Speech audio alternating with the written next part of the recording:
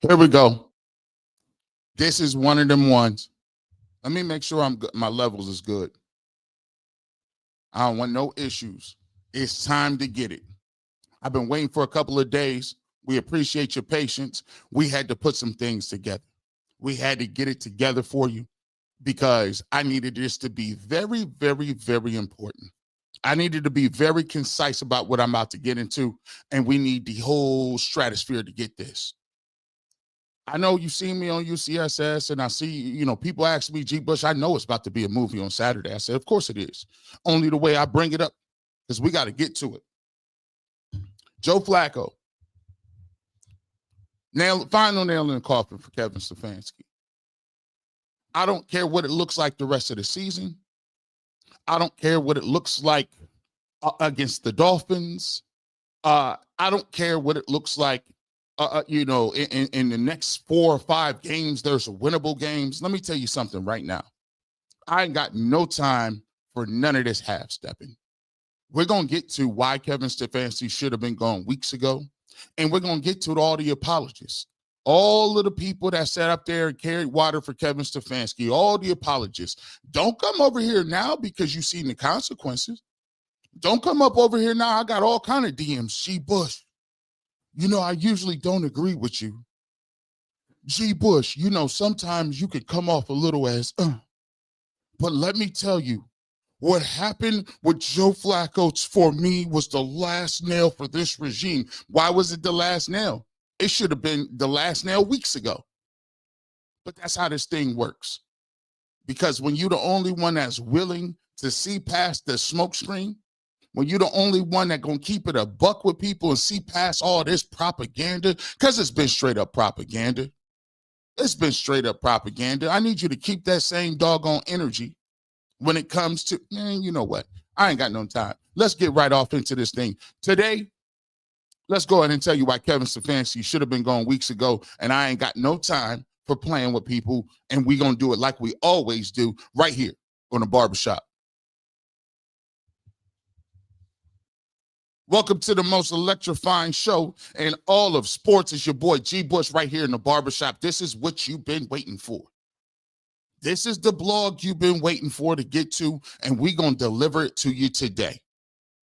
Hit that like button, hit that subscribe button. If you're new to the Barbershop, you might want to come on in, sit down, kick your feet up, and let's get to it. The Cleveland Browns, I've been talking about Kevin Stefanski and his incompetence for weeks now, years now. If you just pulling up on the show, you may think that I just only talked about Kevin Stefanski not being a good play caller or not being who he is when Shedeur Sanders got here. I was talking about Kevin Stefanski and his ineptitude when Deshaun Watson was here.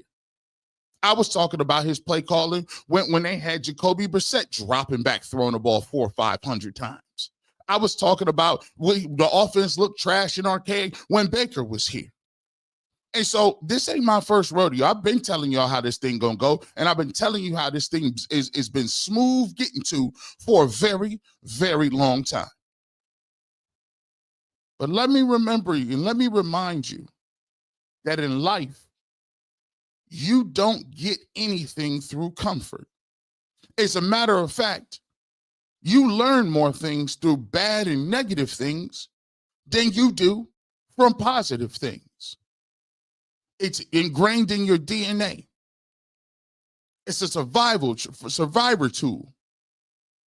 Because positive things, if you get something positive, you may want to feel that feeling again. You want to feel how it is to win. You may want to feel how it is to get money or feel how it wins to get success. You may like that feeling, but that ain't going to kill you. What's going to kill you is if you make one bad decision on top of a cliff at 4,000 feet in the air. You make one bad decision. That fear is there to save your life. That fear is there to say, hey, listen, you might not want to go in the woods with grizzly bears at nighttime where you can't see anything. You're not an animal. You're not equipped for that. Negative experiences always going to hit different.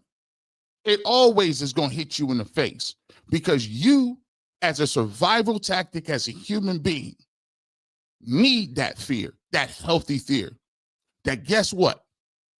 If I do this, this don't feel good. Not only don't it feel good, it's punitive. I can die, I can be maimed, I can do all these things.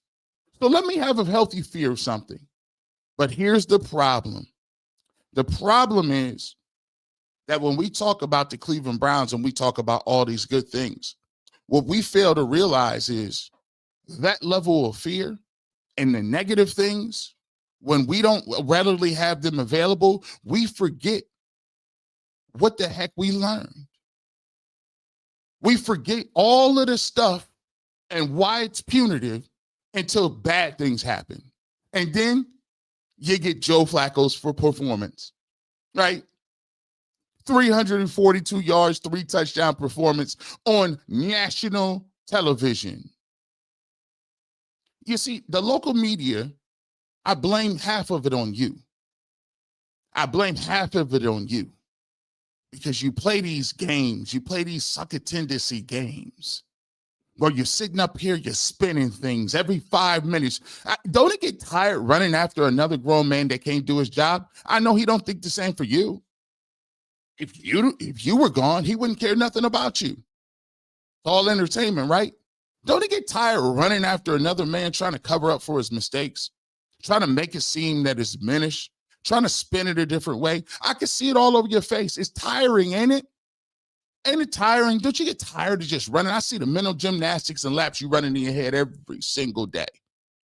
The local media in its propaganda wing. And it is propaganda. I got the receipts today, and we're going to talk all the way through this thing. Let me take down this banner. I don't even need the banner. I'm tired of seeing that too. Let's just get to real talk. Let me ask you a question. No, I'm not going to ask you a question. I'm going to just throw this up here. I'm going to throw that up there. Shout out to Natalie. I'm just going to leave this right here as proof that no QB is succeeding in the Cleveland Browns organization, and they should burn the whole thing down as a starter. See, this is the energy level we talking about. I know this definitely not going to be one for everybody. This definitely not going to be one of these joints. Please, if you're not about this life, please, you have time to get up and roll the you-know-what out. Go ahead. I'm giving you an ample opportunity. In front of national television, you got embarrassed. Your organization got embarrassed. And instead of you doing your job and speaking truth to power, asking difficult questions, you rub shoulders. Well, I guess it's just not Kevin. Nah, see, now you look like a fool in front of your company. And my mom always told me, don't you have me making me look like a fool in front of the company. And y'all's company is the national media. Because you know what? You secretly try out for them. You one of them. Hey, our local media is one of them friends. You ever have a friend that be your best friend, but they always your best friend until they get other people from another town come in this place. They cool with you. They at the sleepovers. You go eat together. You make at McDonald's together. You trade baseball cards together. But let Johnny or Susie come from out of town and her family come over for a little bit of a hangout session. All of a sudden, your best friend done flipped up. He all out of pocket. He trying to get smart. They just straight up ditched you and left you. You're like, how you switch up like that? I thought we was Ace Boone Coons. I thought we was me and you. Oh, no. See, I'm only your friend. I'm only your friend when things is going, when you're a regular friend. I'm trying to impress the up top friend, and that's what y'all be doing. What you trying to, listen, I told y'all Fox and ESPN ain't hiring no more, bro. You might as well talk that up. You over here on the internet with us now. You might as well chalk all that up. But you always trying to show out.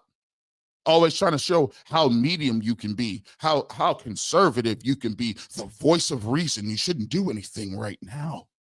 We can't do anything with Kevin because, we've done this awesome. We fired people way too often. Yeah, no, you haven't.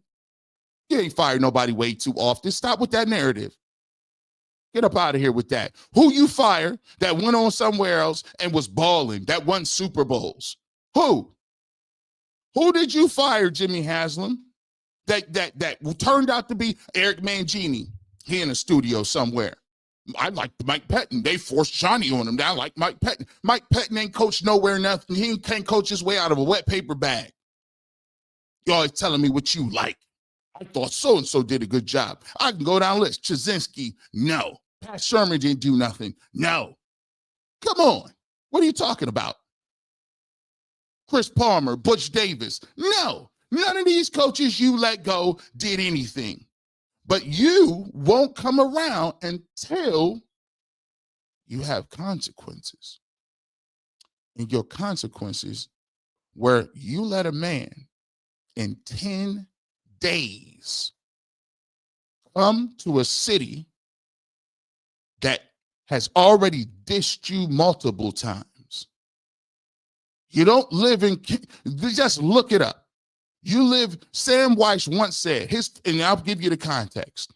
The Cincinnati Bengals was talking, and they was at a game. People started throwing stuff on the field.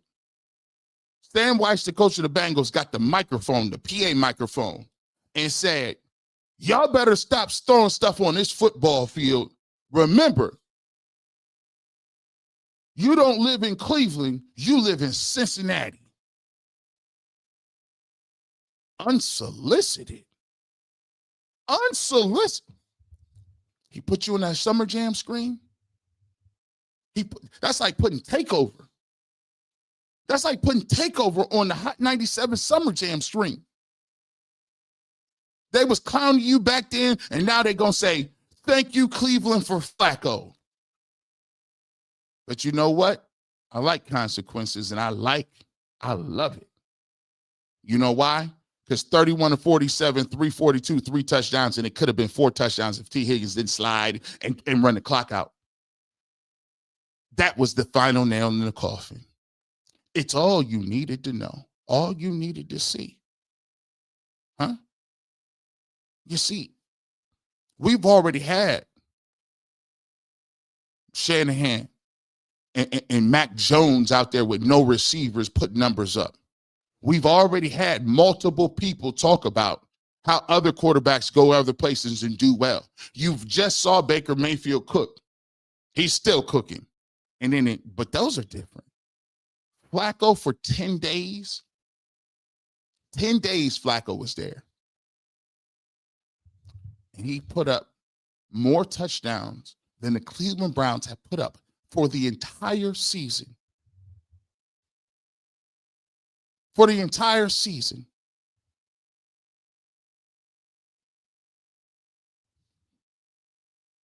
Taylor lets his players play football in the system. Kevin wants everybody to play with no freedom or creativity. That's why he fails. Let the players play.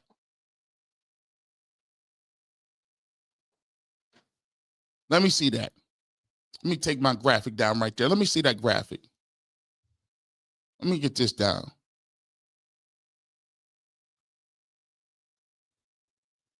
Kevin Stefanski, 13.7 points a game. 120. The Jets have 123 points this year. The Browns just 122 since last year, week 14.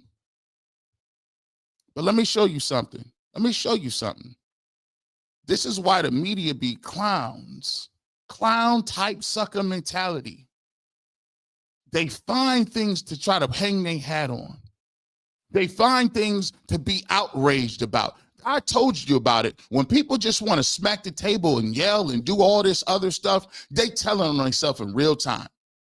When the facts ain't on your side, talk about process. When the process and the facts ain't on your side, you yell like hell and filibuster and, oh, pink dolphins, Dolphins. What the heck is you talking about? Oh, you think we don't know what this is? Come on now. Come on, guys. Let me show you this. So Joe Flacco throws for 340 yards and beats a team that you just couldn't score any touchdowns on in the Pittsburgh Steelers. And you cut him and traded him during the middle of the week. But yet and still, the only thing you're upset about is Myles Garrett and his fake leadership and his fake leadership conversation and this leadership trope. Not the offensive coordinator, not the offense trash, not the fact that Kevin Stefanski can't coach, develop, and do anything, time management, and that he's 4-something in the last how many games. You talked about this. To say that on top of embarrassing Cleveland fans this last offseason, you got some balls on you, dude. Like, seriously, I like Myles. I love watching him play. I was thinking today, I'm damn near over the shenanigans from the offseason. You don't know how many people in this town care. Hey, listen, you should be caring about the offense. What you talk about shenanigans? Myles Garrett is a Hall of Famer. Put some respect on his name. What are you talking about? Courtesy of 92.3 The Fan. This is what you upset about? Nah, bro. Shout out to Peter Lynn and Nick Wilson. No, this isn't what fans care about. They care about 4-something. And you know who does this job? You know who makes Pro Bowls? You know who's the defensive player of the year? You know who's always out there? It's this guy, Myles Garrett. But you found this to talk about. When I look at a Browns jersey, the ugliest damn colors in the NFL, I don't just see players that I've loved and respected, like Myles Garrett, like Joe Thomas is going to join us at 4:00 today. And guess what Joe Thomas won? Nothing. Don't nobody care if you play. I don't care what you respect. You don't think that you saying you respect Joe Thomas, who is a Hall of Famer that wasted his career because you backed up coaches that wasn't no good. You propped up regimes that wasn't no good. You wanted him to stay. He stayed. He didn't win no championships, didn't play no playoff games, and you sitting here telling me you respect him. I don't care. I want to win. You know what brings this? Respect is about, you ain't got to give me your respect because, frankly, I don't care about it. I am him. The work I put in on these football fields, you can't fathom. You ain't put this work in. You ain't put your body on the line. And you think that that is all the welcome and thanks you get? I respect him. You don't get up out of here with that nonsense. You got all this energy and extraness for Myles Garrett, but you ain't got nothing to say about Kevin Stefanski. Typical. Because it's an act. You don't even believe it. Yell loud. Pick somebody else. Guess what? They said the same thing about Baker, Odell, Jarvis, Myles Garrett, Kareem Hunt. Don't you tell me what you respect. You respected Nick Chubb until you felt like he couldn't play no more, and then you jettisoned him and say, "Oh, we got Quinshon Judkins. Who cares?" That's the problem with fans. Let me tell you something. It's a difference between fans and people who put their body on the line. I got neck injuries that ain't never gonna heal. I got knee injuries that ain't never gonna heal. I done been under the knife 17 times for a game, for a child's game of football. That's why I talk different. My spice is different. My level of integrity is different. The way I even go about looking at the game is different. And no, I can't talk to you in a regular conversation about what you talk about football because frankly, sir, you guys don't know. Yeah. Right? I don't see just Bernie Kosar. My earliest memory of Ozzie Newsome making a catch or Webster. Bernie Kosar got CTE and dementia and liver damage, waiting on the kidney. By the way, Bernie's one of my good friends. Good friends. He put that on the line for the game. He did that for the game. But you talking about which you don't respect and what coach. Man, come on, you better stop playing with me. Slaughter or any of the greats on the in between. No, I see Jim Wilson. I see the Jeff Garcia jersey that when I get sad because I miss my dad after 13 years of him being gone, I put that son of a gun on to this day. Rest in peace to your dad, though. Shout out to him. I can respect that. I see what you're saying. Rest in peace, you Bob. All just that. I do it more than I ever talk about on air. That's what I see. This is generations of great fans. And so it's not just about what Myles said, but you are dead ass wrong if you think you care more than the people in this town. Because What? This is why the receipts are needed. You telling me that Joe and Parma, Brian and Solon, Tim and Akron, Sharon and Chardon care more about winning and losing than the men that are out there putting their body and life on the line? You know, CTE is a thing, right? You do know people tear knees up, right? You know, JOK had to learn how to walk again, right? But this is all propaganda.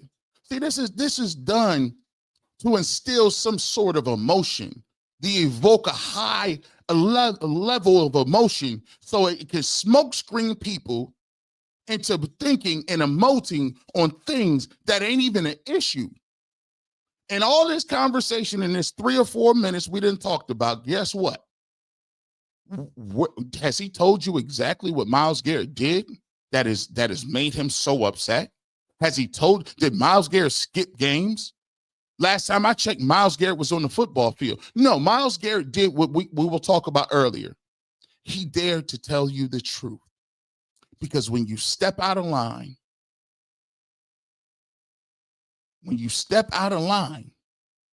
now we got to put you back in place because you had the nerve to tell the truth about the organization that we all see. We're not dumb. We're not dumb. We saw it. The people in this town were here before you were here. They'll be here after you're here. That's not helpful at this time for a guy who speaks in 75 different directions and seems to say one thing and then another thing a week later. No. He's been very clear on what he thinks. He told you that the Cleveland Browns didn't have a plan in the offseason. You didn't like that. You said that they should just trade him. Let's get him up out of here. Now he's telling you in real time, see, Joe Flacco was actually decent. It's just a trash offense. Oh, you know what? Quinshon Judkins, oh my gosh. Quinshon. We gave him the ball 12 times and we dropped back with Dylan 58. See, what's something that happens when you get embarrassed on national television. Continue. That is not where anything needs to be derived today. But you know why it pissed me off? I'm dying to find out. It pissed me off. People, I'm dying to find out. Yeah, let me know why. Let me know. Because that's the attitude of that organization. It is the attitude of that organization that every decision they made, because their process is great. No. See. Oh, that was masterful. But you dealing with the teacher today. You dealing with the linguist. This is a master class in breaking down propaganda. You see, he starts with the emotion, and the emotion covers up the message. But there was no message in the emotion. So now, when you ask specifics, it's always in the specifics. When somebody want to give you overarching, no, get down to the nitty-gritty. No, exactly why are you upset? Well, it's the organization, and they want to be smarter than everybody. You see how they parse? They say Myles Garrett's name. They say it loud and proud. But when they talk about the other part of it, it's the organization and overarching thing. No, call it what it is, Nick. Call it what it is. What is it? What we doing here? It's funny how it's Deshaun Watson's issue. It's Manziel's issue. It's Baker. It's Odell, it's Myles, it's Kareem Hunt, it's blah, blah, blah, blah, blah. It's always names. But when you get to the nitty gritty, it's overarching in the organization. No, call it what it is. Who you talking about? There's a head coach, there's a general manager, there's an owner, and there's a chief strategy officer. Haslam, D. Podesta, Barry, and Stefanski, and they all said they were aligned. Now call it by what it is. Don't worry about the results. That's how you get. And again, it's not even about Joe Flacco. You and I saw this coming. It is about an attitude that No, you didn't see it coming. You didn't see any of this coming. What are you talking about? Listen, I told you. Let me tell you something. Let me get off the sticks. All right, no, you didn't see nothing. You told us you sat up in there, and you still don't see it. Because just the same way you kept telling us, we feel like the Cleveland Browns organization thinks Shedeur is a 5th-round pick. Well, they also told you Flacco was washed. They also said Pickett is the #1 quarterback. They also said Dylan Gabriel's the supercomputer. These dudes ain't got it right yet. You ain't seen nothing yet. Literally delusional. What do you mean you knew it was coming? We all knew this. No, you didn't. Don't you know there's a thing called the internet? And we've been breaking this thing down every single Saturday. I know y'all don't work on Saturday. I'm just saying, but you might not watch the show. But we already listen, what do you mean you told us this was happening? What? You've been wrong you're still wrong about the quarterback. You told me a week ago Bailey Zappi gave you the best chance, and you all jumped off the cliff talking about why Bailey Zappi was the obvious choice, or how you switch and flip-flop back and forth about why your quarterback is in 26, but it ain't Klubnik. Oh, no, it ain't him no more. No, it's Arch Manning. No, it ain't Arch Manning no more. Oh, Drew Aller was terrible. Unfortunately, he got hurt, but he was terrible. Oh, Garrett Nussmeier. Oh, he was terrible. Oh, Dante Moore is the new guy. Okay, cool. I just seen Carson Beck last night on TV just drop 4 interceptions to Louisville at home. You keep telling me looking for heroes every single week. You've been wrong about quarterbacks. You've been wrong about offensive linemen. Let me go back and let you know something. I've been telling you about offensive linemen and receivers for 4 years before Deshaun Watson was here, 4 years before Shedeur Sanders was here, and you took Dylan Gay. I've been telling you about this stuff, and now everybody's the smartest man in the room. But you got guys like this still telling you this, but you mad. How you mad? How you mad at Myles Garrett, but you got coaches with this type of energy? Listen what this guy says. I've been very pleased with our young players that we have in the receiver room. They've done such a good job of coming in here and working hard. And you know, I think that we have some good leadership on this team. What?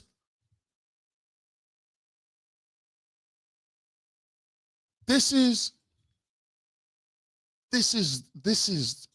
at the highest level of disrespect.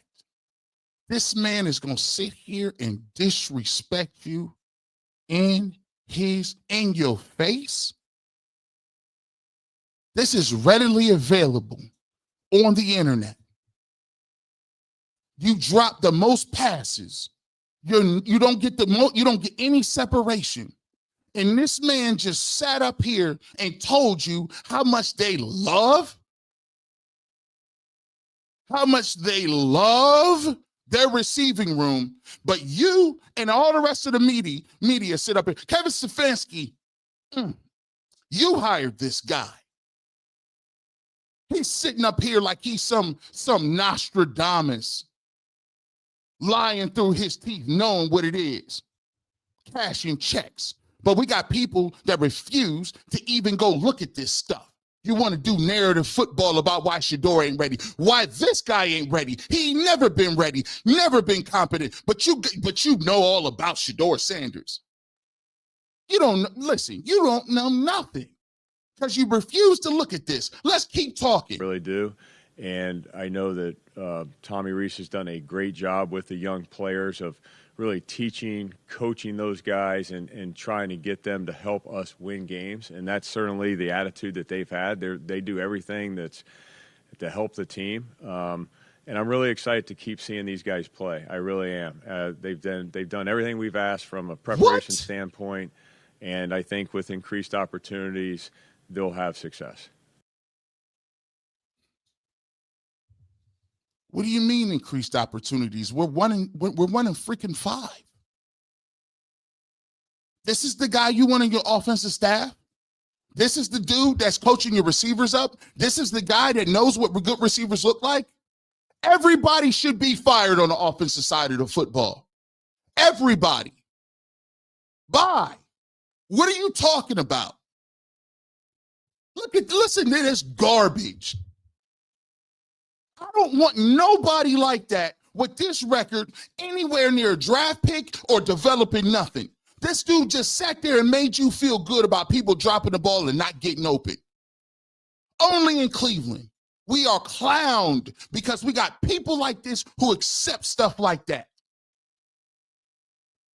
But we want to sit up here and talk about your best players. You got noise like this. It's readily available if you look for it. But I know you don't look for it because it don't fit. It's not about narrative based stuff. Let me just give y'all something. Let me bring it back to here. Let me ask y'all something. Here's why I'm gonna tell y'all it's all a charade.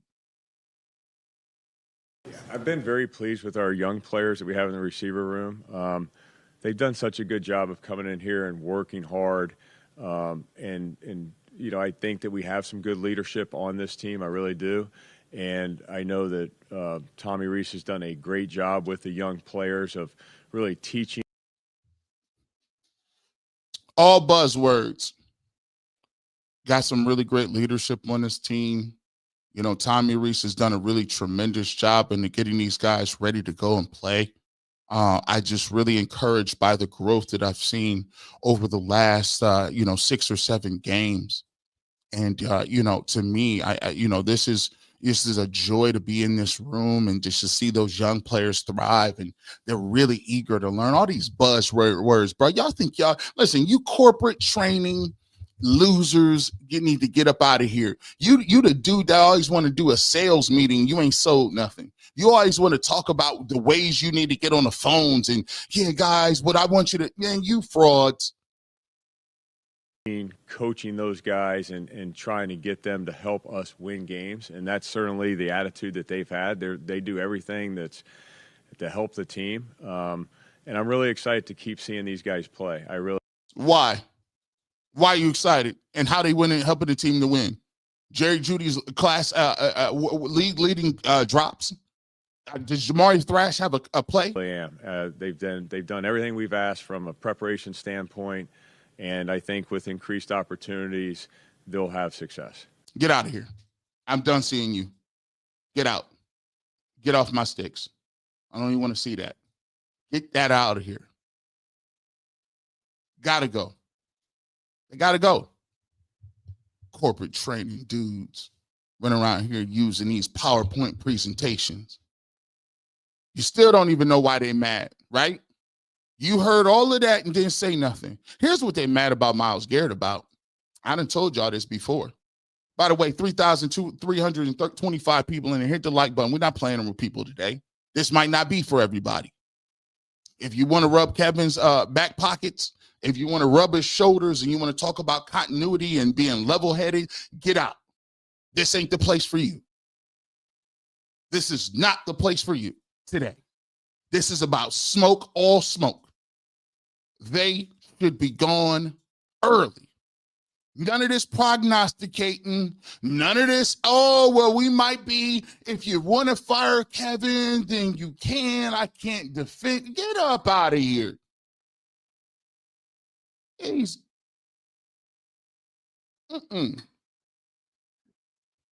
Yoshi Doshi, you gave O'Shea too much time. You're right. Moving right along. Got no time for this dude. He been here this year with these terrible receivers. Here's why Myles Garrett, they mad at Myles Garrett. Remember this. When you tell the truth and you destroy the balance of stay in your placeness, all of a sudden, you're the enemy. The messenger's the enemy. How dare you point out the things that we are obvious that everybody knows we're garbage at? And Myles done got that bag now. See, it's nothing more dangerous than a man who don't need your money, and he got all the leverage. That's why tenured professors at universities be going off in their classes. Go ahead, I'm tenured. That's why people with the crazy buyouts for their job. Oh, you want to fire me? My buyout's 68 million. Go ahead. I got go jump in the lake money. If I don't like what you say, go jump in the lake. I'll take my ball and go home. So Myles Garrett at this point, you got multiple people on the team like that because the cap purgatory that the Cleveland Browns are in from the Deshaun Watson deal, he's unbothered, just walking around living his best life. Myles Garrett just signed a huge contract, and you can't trade that. Guess what? Grant Delpin and Denzel Ward. Guess what? Guess what they got too? Where is that at, G. Bush? Let me see what this say. No, ain't the propaganda. What we saying? The defensive leaders is fed up. And you know what? You can't cut them. You can't trade them. And this is why it's the beginning of the end. There's no way around it. They saying what I've been hearing behind closed doors for weeks. That's the devastating part. So when you guys was talking that talk, doing all that extra, and talking about why this season was so, it's an experimental season to find our quarterback, what we have in the dome. And yeah, you got wrong information because the information that you got from the people don't count. The people you're talking to don't count.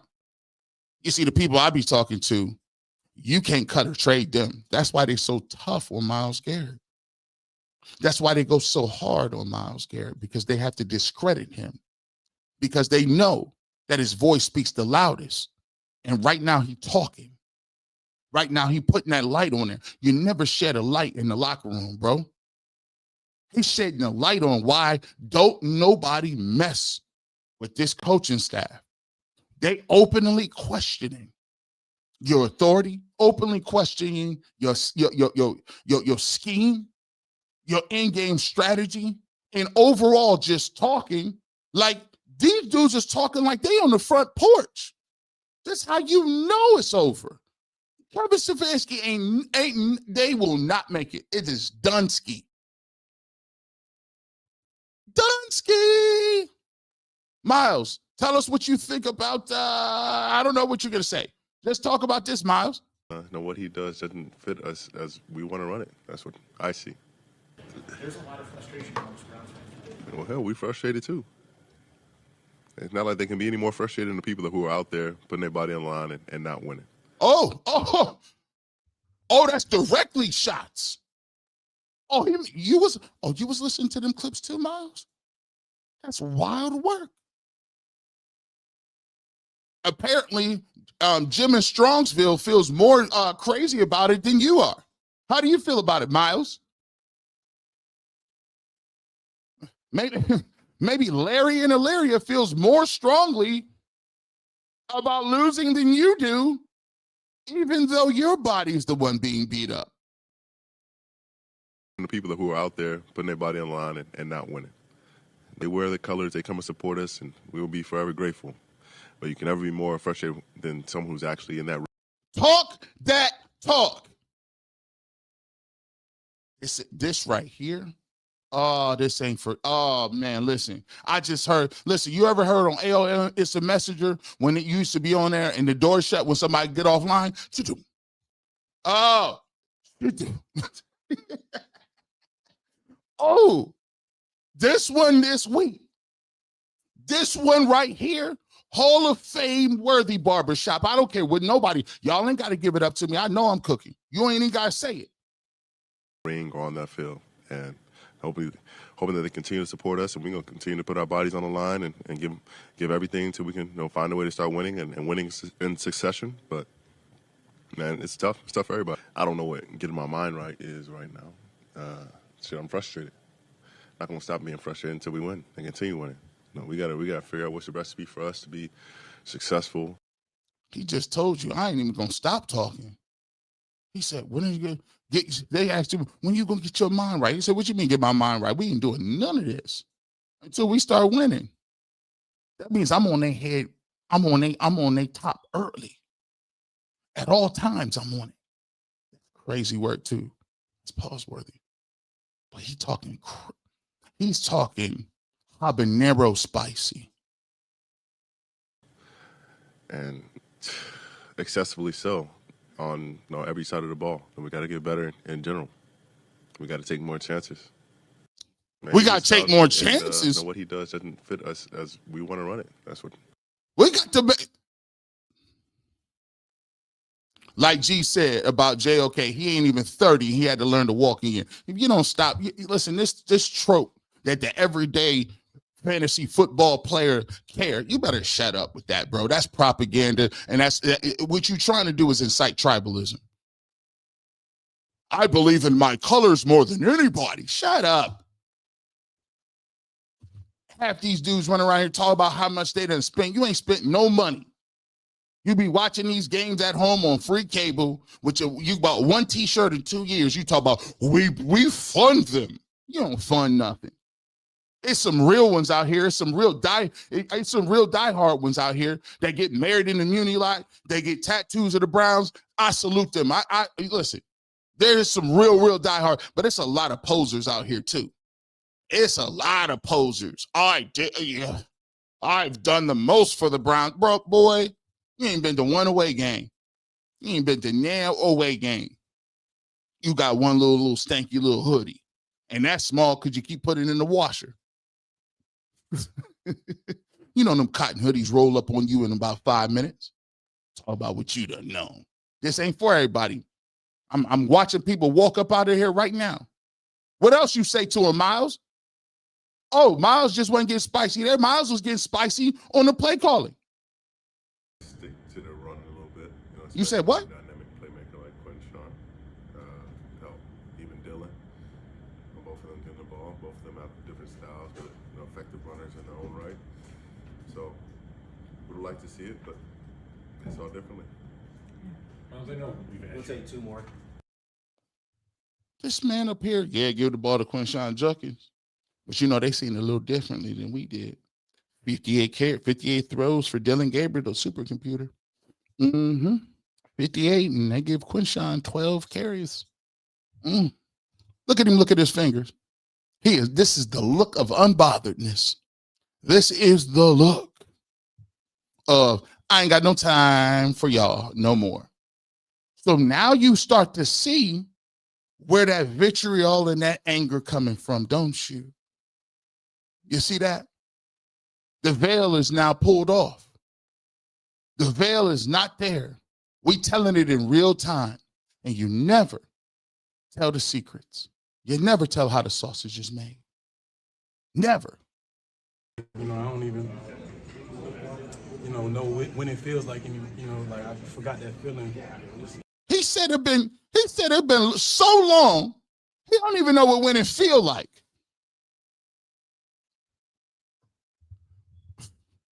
When your girl come to you and she tell you, you be like, hey babe, how was work today? Just like everything. Dang, just like everything. What you mean, babe? You good? I'm just gonna tell you, I just been so overall in general. I just been so. I just feel so unwanted. What? I just feel just completely, I just feel like I've just been checked out, the situation. What? Your girl come home and tell you overall she ain't feeling the love? Hey, boy. All my ladies in the house. All my ladies. Where my ladies at? I know the ladies in here.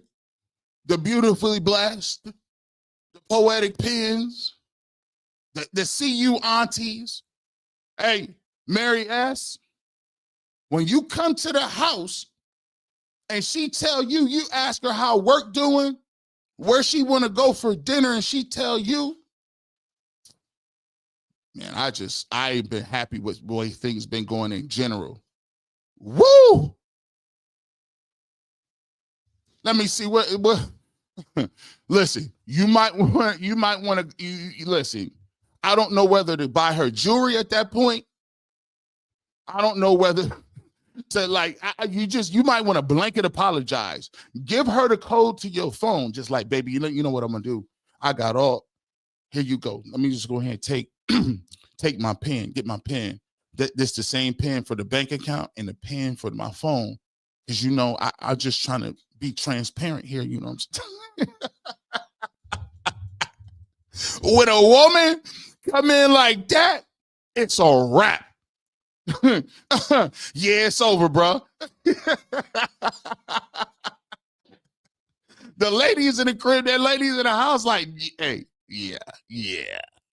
Listen, yeah, it's over. It's a wrap, bro.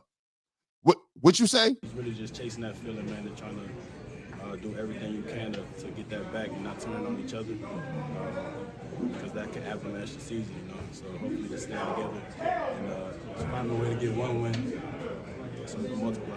And how did you feel? This is not working for me.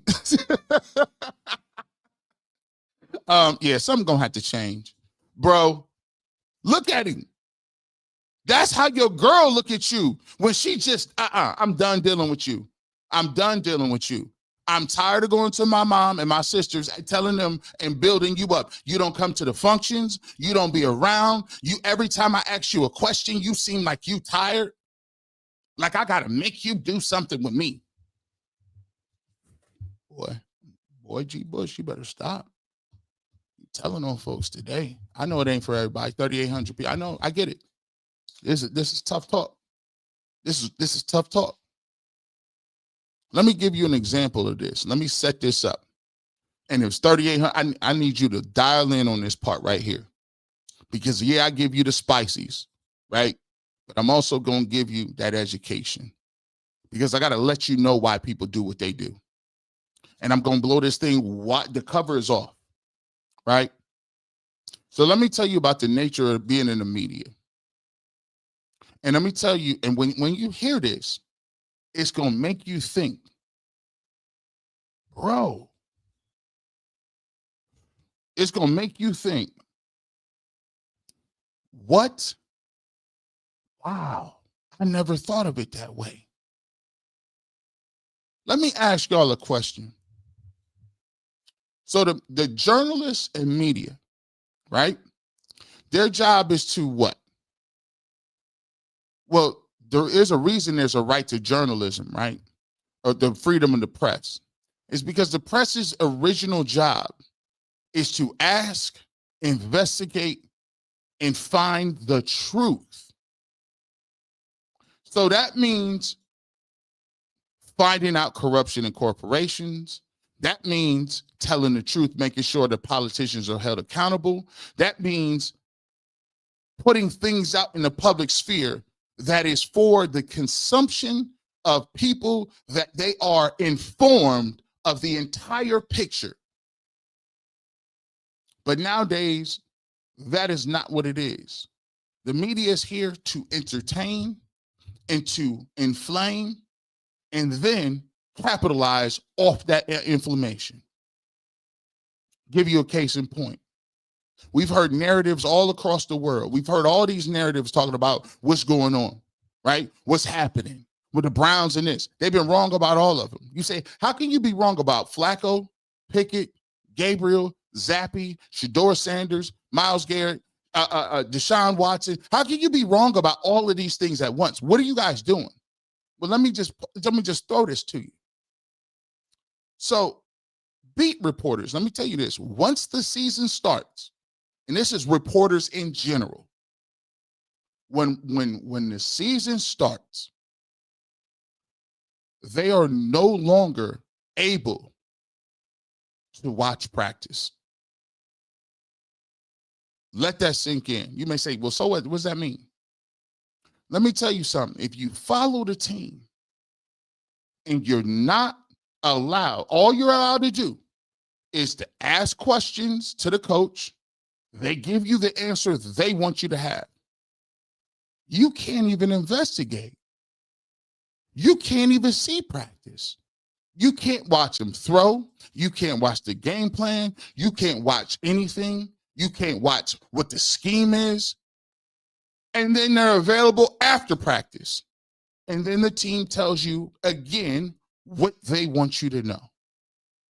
So my question to you is, how do you even know what you're insinuating, putting out there is even factual? If you got, case in point, we keep having a conversation about Shedeur Sanders and whether or not he's ready to play. Let me ask you a question. If you haven't seen Shedeur Sanders throw a football in practice in the last 2 months, because they don't let you see, how do you know he's not ready? Oh, so somebody told you something, or did you just write it? Because if somebody told you something, why would you run with it if you didn't know it's factually correct? That's because it doesn't matter if it's correct. It's all a ruse. They get people to follow a team, but don't even let them see them practice. 7, 8, 10 people. And the only thing you hear is what the coach wants you to hear. So my question to you is this: what are you reporting on? It's propaganda. You think the team is going to come out and tell you, you know what, that was crazy. We have no clue what we're doing. I didn't know I didn't know Joe Flacco was going to come out here and ball out like that. So when you see people that sit up there and tell you with that straight face, they ain't telling you that what they saying isn't even based on what they saw. That's the key. None of it is based on facts. None of it is based on what they saw. By the way, if I put a tape in front of half these folks, they wouldn't even know the name, the routes, the positions, the combination, because guess what? They don't need to watch tape. To watch tape would be that you will be competent and understanding what happens. But you don't watch no tape. You just talk. That's why on this channel, and the reason I'm different, and the reason I prove I'm different, and I go about always pushing the envelope is, I'm going to get that tape and I'm going to show the people that I put the work in. See, I don't got a problem with an opinion. Everybody can have one. But I got a problem with people that don't have an informed opinion. So if you ain't going to watch the practices and they don't know what you tell them, you're not going to ask the questions that you need to ask. And then you're not going to watch no tape. Then what are you here for? No disrespect to anybody. My football past, my experience of playing the game, digesting the game, breaking the game down for 30 plus years is different from your opinion and you liking the Browns. Because you can like the Browns and just say, I like the Browns and keep it pushing. I actually got to believe in what I'm writing. I love the Browns. And guess what? I'm never going to lie and be like, oh, this is great when I know it ain't. That's because you married to the fact that you understand what the integrity of playing ball is. And that's the problem between people who don't play, people don't respect it, and they think they can get up there and talk all that talk. If you ain't ran no gassers, you ain't lifted no weights, you ain't bench pressed no 225, you ain't ran till you had to throw up and you had to go to class after that, if you ain't had to go into surgery and you're crying on the football field, not because it hurts, because you know that you put all this work in and it went down the drain. If you don't know what it is to wake your teammate up, to go get him out of a club because you got 6 a.m. workouts, if you don't understand what it is to sit in front of a group of men and be talked about crazy because you missed a tackle and cost your people the game, then you and we are not the same. Put that back up there. Can we get that one about Tomlin? Put that back up there. Can we get that one? Bring that back. Bring that back. He said Mike Tomlin, the Mike Tomlin conversation. Can we get that back? Sweetheart, thank you so much. He said Mike Tomlin, she said Jason Lloyd said that Mike Tomlin said that about Andrew Berry because he was supporting Kevin Stefanski. I about fell out my chair. It was crazy work when Jason said Tomlin took a shot in support of Stefanski. That's the wildest, bro. I about fell. I said, how? In what way? I just know. Okay. Well, here's what I know. All them dudes in the locker room do not mess with this dude. The end is near. Exhibit B. Exhibit B. This is what these dudes had when they got here. Denzel Ward was in his prime in 23. Think about it. All he's done is get better. And guess what? They inherited these people. They didn't draft them. They inherited them. 23-year-old Denzel Ward, 24-year-old Myles Garrett, Baker Mayfield playing like an MVP. Nick Chubb was the best running back in the league. A young Wyatt Teller and Joe Bitonio. And in year 6, the team is worse than ever. One good draft class, right?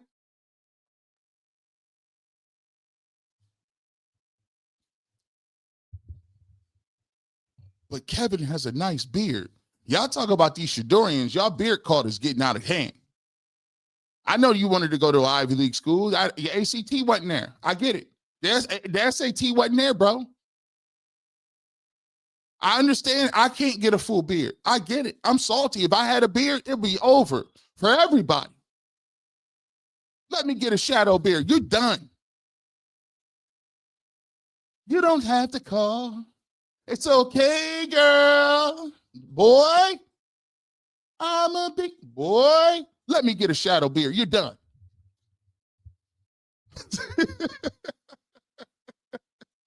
I get it. But the beard cult is you guys don't have nothing to stand on. Let me tell you this. But I will say this, Will Smith publisher. I find it very, keep that up there, right there. I want to get to this. I do find it very funny. Remember what I said about exposing people. Andrew Berry did something that was very shrewd. Time to teach. It's called taking a piece off the board. Kevin Stefanski always planned on going back to Joe Flacco. He always planned on going back to Flacco playing these reindeer games. You know what he did? He took that rook right off the board. Took his bishop right off the board. Now you're going to run around trying to protect your queen. Who going to protect your queen? Huh? Who protecting your queen? Now, you got Dylan Gabriel out there. Stand on it. So now, it's two birds with one stone. You're going to have to stand by Dylan Gabriel, and you're going to have to coach your way out of this mess, which we know you can't. Coach your way out of it, Kevin. I don't want to fire you during the season. I want to make it abundantly clear that you have no clue what you're doing. Let's take that rook, that bishop right off the board. And then what he did, is he slid that boy right over to the Bengals. And what he knows is, there ain't nothing like in-house fighting, especially in the division. Mike Tomlin came out and said, what the heck is y'all doing? The prelude. What the heck is y'all doing? This is how the dominoes work. And then Joe Flacco comes out and puts that type of game out after you benched him, after you said he didn't give you the best chance, after you said your offense, after they tried to lie and tell us that they got to get reps and the timing. I didn't see so many beat reporters sit up here and try to tell me the timing needs to be down. They need to play every single second together. It's his third year in the offense. It's only 1 year in the offense. Kevin needs to get his playbook. We need linemen. We need all of that. And they showed you in 10 days that they're all liars. You don't need a whole year, no playbook. You don't need 5-6 years in the same system. Apparently, all you need is 10 days. And even he put it to you like this. We got the same line. Same line. Bengals line is actually rated worse than the Cleveland Browns.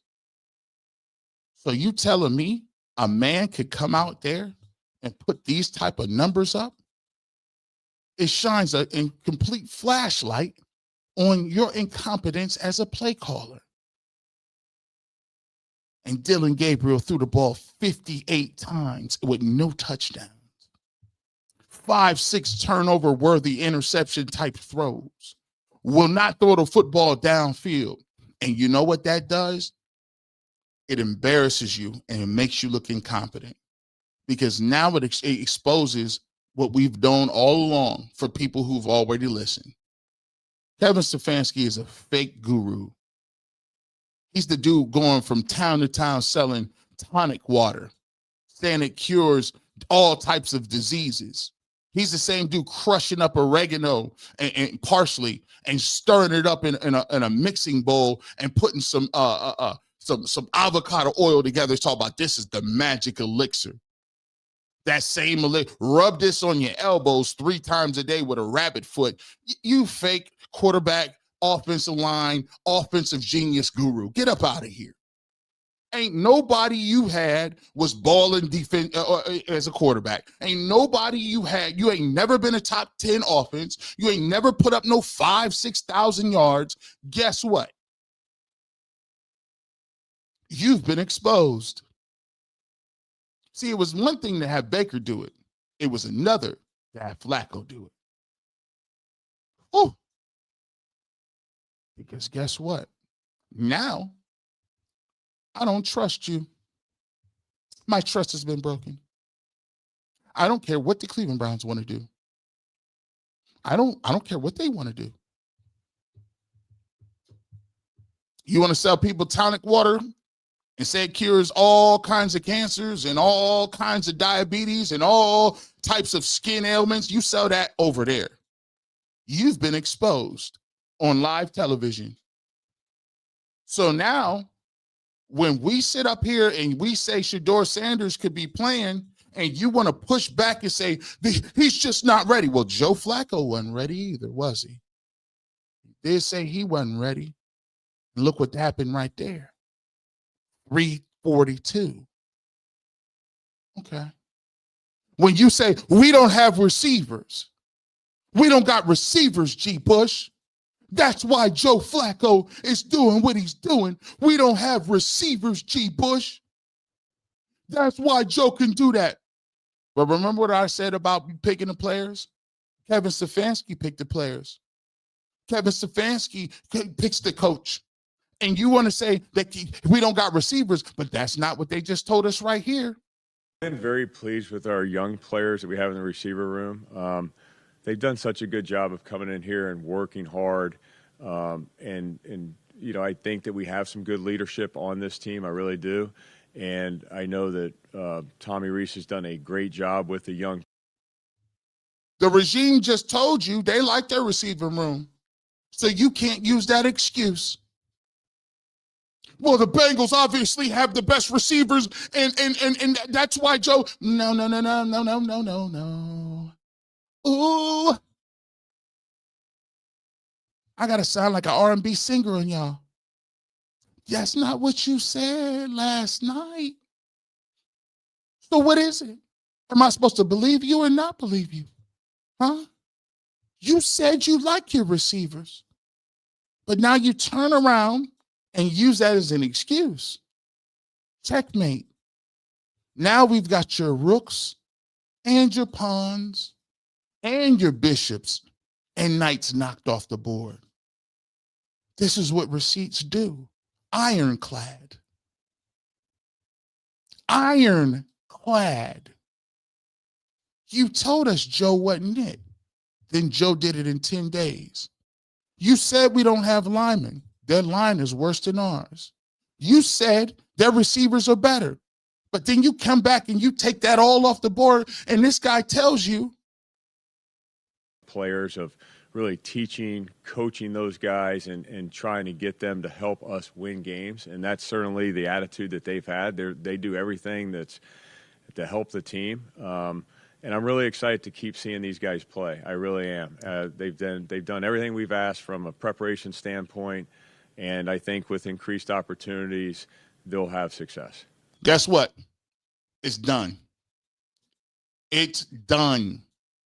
It's finished. I don't care if you win against the Dolphins and every bad team. I've seen enough. I'm done with it. And all of your reporters and all you back chat, all them group texts y'all got, it ain't going to equal up to this. Checkmate. Checkmates. By the way, let's bring this home before we get to super chats. This right here, please pay attention. 4,400 people in here. Please. It is time right here. This is the nail in the coffin. And we're going to show you how we always do it right over here with the barbershop. We not only give you the receipts, we give you emotion, we give you truth, but we also give you education and context of what's happening at a mental, physical, emotional, and historical level. Let's talk about this. Here we go. Is it easier to remember negative events better than it is positive ones? Take a minute.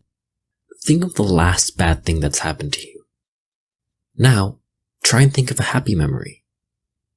Which did you remember more in detail? Despite all the good things that might happen in our lives, we recall more easily on the few and the less common negative things, like failure, sickness, death, or other traumatic events. So we know that the more emotionally disturbing the experience is to us, the more likely we are to commit it to memory. Why? It's because memory and emotion are inextricably linked in our brains. We have many parts of our brain that control different responses, for example, emotions. The most prominent part of our limbic system when we go through a terrifying experience is the amygdala, which is practically our emotional processing center, dealing with a variety of emotions, but it more importantly focuses on fear and sadness. To try and answer why we remember negative events better than good ones, ask yourself, why would we want to forget them? Sure, they're an extreme emotional burden, but our brains weren't built for that kind of thing. No matter how strong we are, there are times when enough is enough. The reason why you don't forget nothing is because it's important not to forget. Pain is always a deeper emotion. And the only reason we are here today talking about Kevin Stefanski not being it is because you saw the pain on TV. Close pain. Pain delivered by a team that is in the same state as you, the same division as you. And somebody you saw leave your team who did not play well, but then 10 days later, in a different jersey, in a different regime, with a different swag, put up points and dominated and had a game-winning drive against a team you couldn't score a touchdown with. You see, if it wasn't for Joe Flacco, we wouldn't be sitting here today. And it had to be emotional. It had to be painful. Because if it was just about talking about who the young kids are, nobody would care. No one cares that Shedeur Sanders got railroaded. Like, no one cares that, he's a fifth-round pick. He was no good. Everybody else passed on him. No one cares about that because they're not emotionally tied to it. And he hasn't played on the football field. But you know what? You send Joe Flacco to your division rival to beat the Pittsburgh Steelers, who you haven't beat in 22 years, and you got to watch that on Thursday Night Football and then hear them chant, "Thank you, Cleveland." See, that hits different. It stings a little bit. And you got to see it and respect it. That is why all the media members are now turning. All the inbox comments, G. Bush, I never really agreed with you very often, but Flacco was the last straw. Yeah, it was the last straw because it went to your life points. You can understand it. It was the messaging was ironic, it was painful, and it was obvious. Remember what I said about you don't do anything unless you're forced to. Remember I told you about that politically expedient? People don't make no moves until the political landscape changes where they can get an off-ramp. We'll explain how that not only works in history, but it works in football too. We'll continue on. Fundamentally, we remember these things to ensure that what we experience doesn't happen a second time, or we're at least prepared for the next time it might happen again. 0.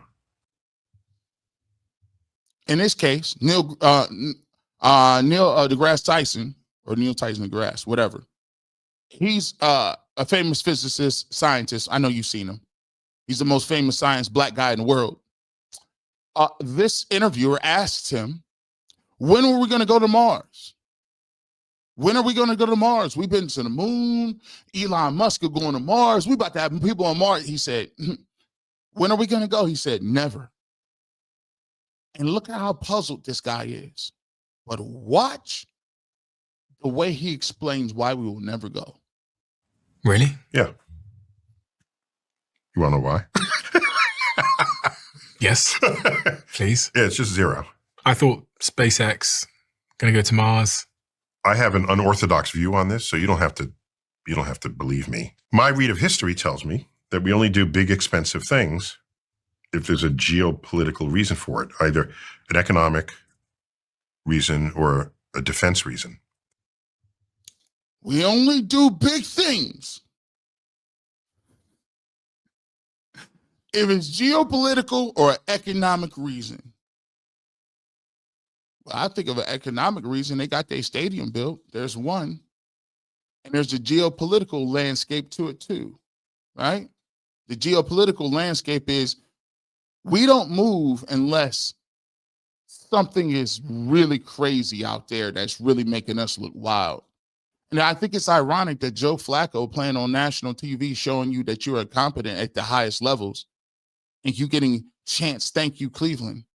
I think that's enough geopolitical noise to make you get the quarterback and the coach and the regime fire, right? I think it is. But watch how he explains this in a way that this is just not, this is over, this is history, this is economics, this is everything. Not just because it's the next thing to do. And when we went to the moon, you realize in 1961, May 25th, President Kennedy, this is 6 weeks after Yuri Gagarin flew around the Earth in orbit, and we didn't have a ship that wouldn't blow up on the launch pad that could carry humans yet.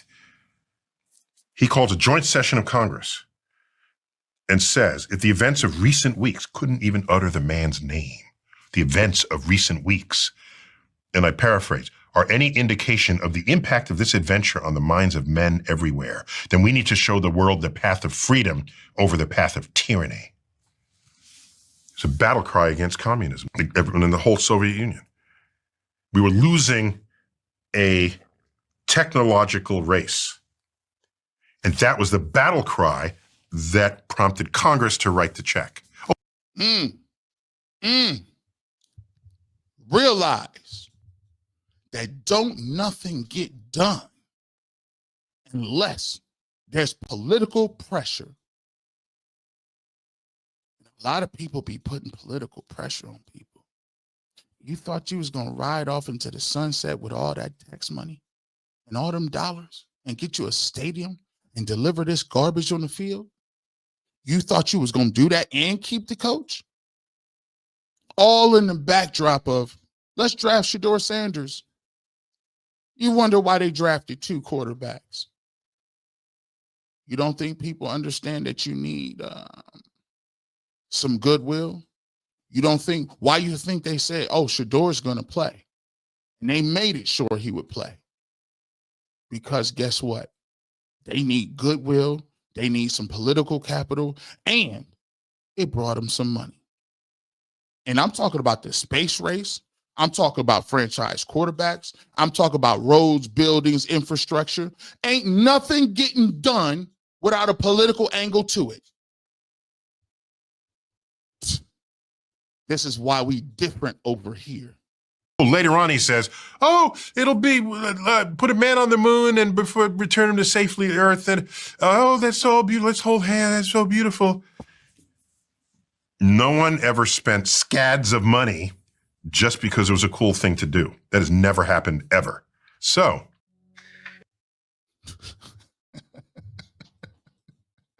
it's all a smokescreen. It's all illusion. But the problem is, if you're going to be in the media, you got to play by the illusion.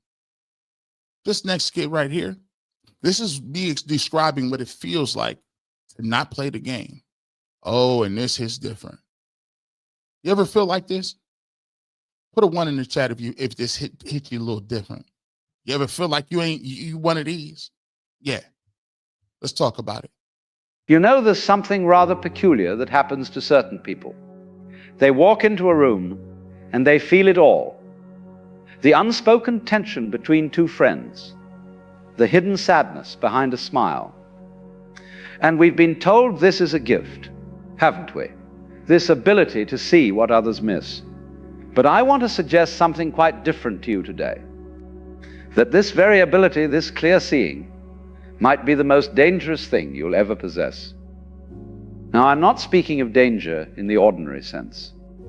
I'm not talking about physical harm. I'm speaking of something far more subtle and far more devastating. The danger of becoming so aware that you can no longer participate in the beautiful unconsciousness that allows most people to live their lives in relative peace. Have you ever watched people at a party? Really watched them? They're playing a game, you see. Everyone knows the rules without ever being told. You ask how someone is, they say fine. And you both pretend this is a complete answer. You compliment the host, you laugh at jokes that aren't particularly funny.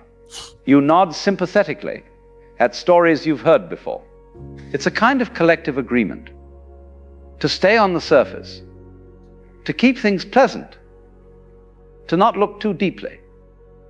But then there's you, the one who sees through it all. You notice the wife who flinches slightly when her husband speaks. You sense the colleague who's desperately lonely, despite being surrounded by friends. You feel the anxiety rippling through the room like an invisible current. And here's where the danger begins. Because once you see these things, you cannot unsee them. And more troubling still, your very presence becomes a kind of mirror that others cannot bear to look into.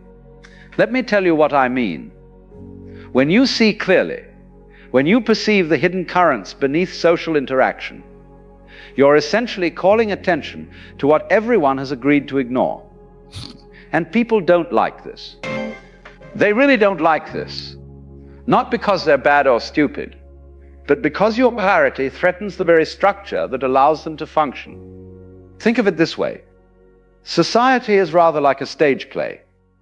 Everyone has their part. The successful businessman, the devoted mother, the reliable friend. These are roles, you understand. Costumes we put on. And the play works beautifully, so long as everyone stays in character. But you, with your penetrating awareness, you're like an audience member who stands up in the middle of the performance and shouts, "But that's just an actor pretending." Well, you can imagine how welcome that makes you. The first danger, then, is isolation. And I don't mean the ordinary loneliness of not having enough friends. I mean something far more profound. The isolation of living in a completely different reality from everyone around you. You're speaking a language nobody else understands. You're seeing a world nobody else can see. And the terrible irony is that the more clearly you perceive, the more alone you become. If you ever felt like that, put a 1 in the chat. You see, what we did there was we showed you what it's like to be in a place Where? The unwritten rules, the unwritten consciousness, the unwritten rule engagement. And the more you point it out, the more you become the target. Because now it's not the message. It's attacking what the message seems and says and what we mean. So when you point these things out, or people that want to be surface level, I don't understand the conspiracy. How could the Cleveland Browns, they say they're sabotaging an It's because you're playing a role. As I said before, half the time they don't even believe the things they say.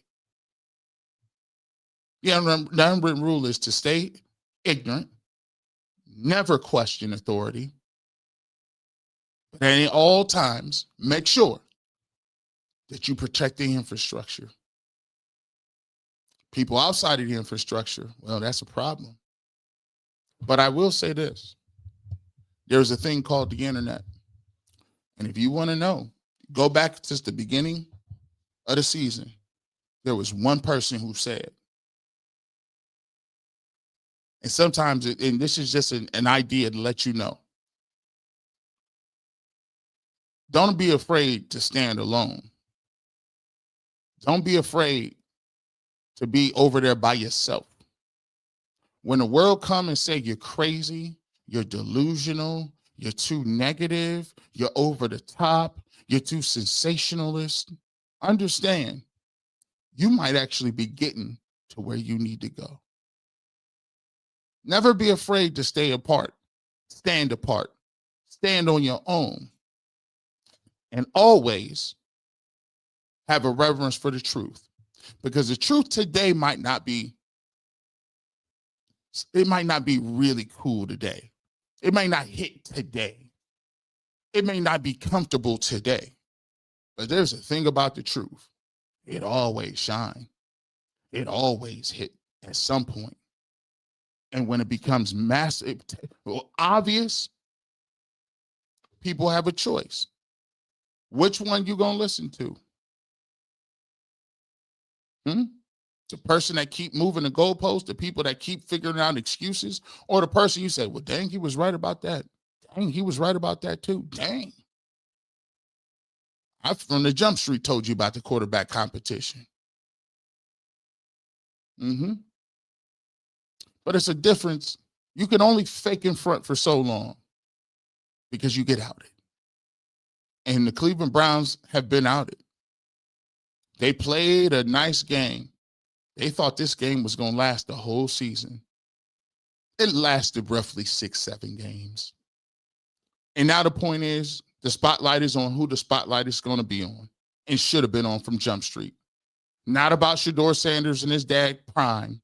Not about whether Dylan Gabriel is a supercomputer, not whether or not Myles Garrett is a leader, not matter of fact if Deshaun Watson's allegations is true, not whether Odell Beckham Jr. was a diva receiver that wasn't open or was open, whether Baker Mayfield was a franchise quarterback and we fumbled it. That ain't never been the issue. The issue has always stood squarely on the leadership of the people picking the players, coaching the players, developing the players, and actually sitting there at the top of the food chain. When there's fraud in the company, the CEO go to jail. The CFO go to jail. The COO go to jail.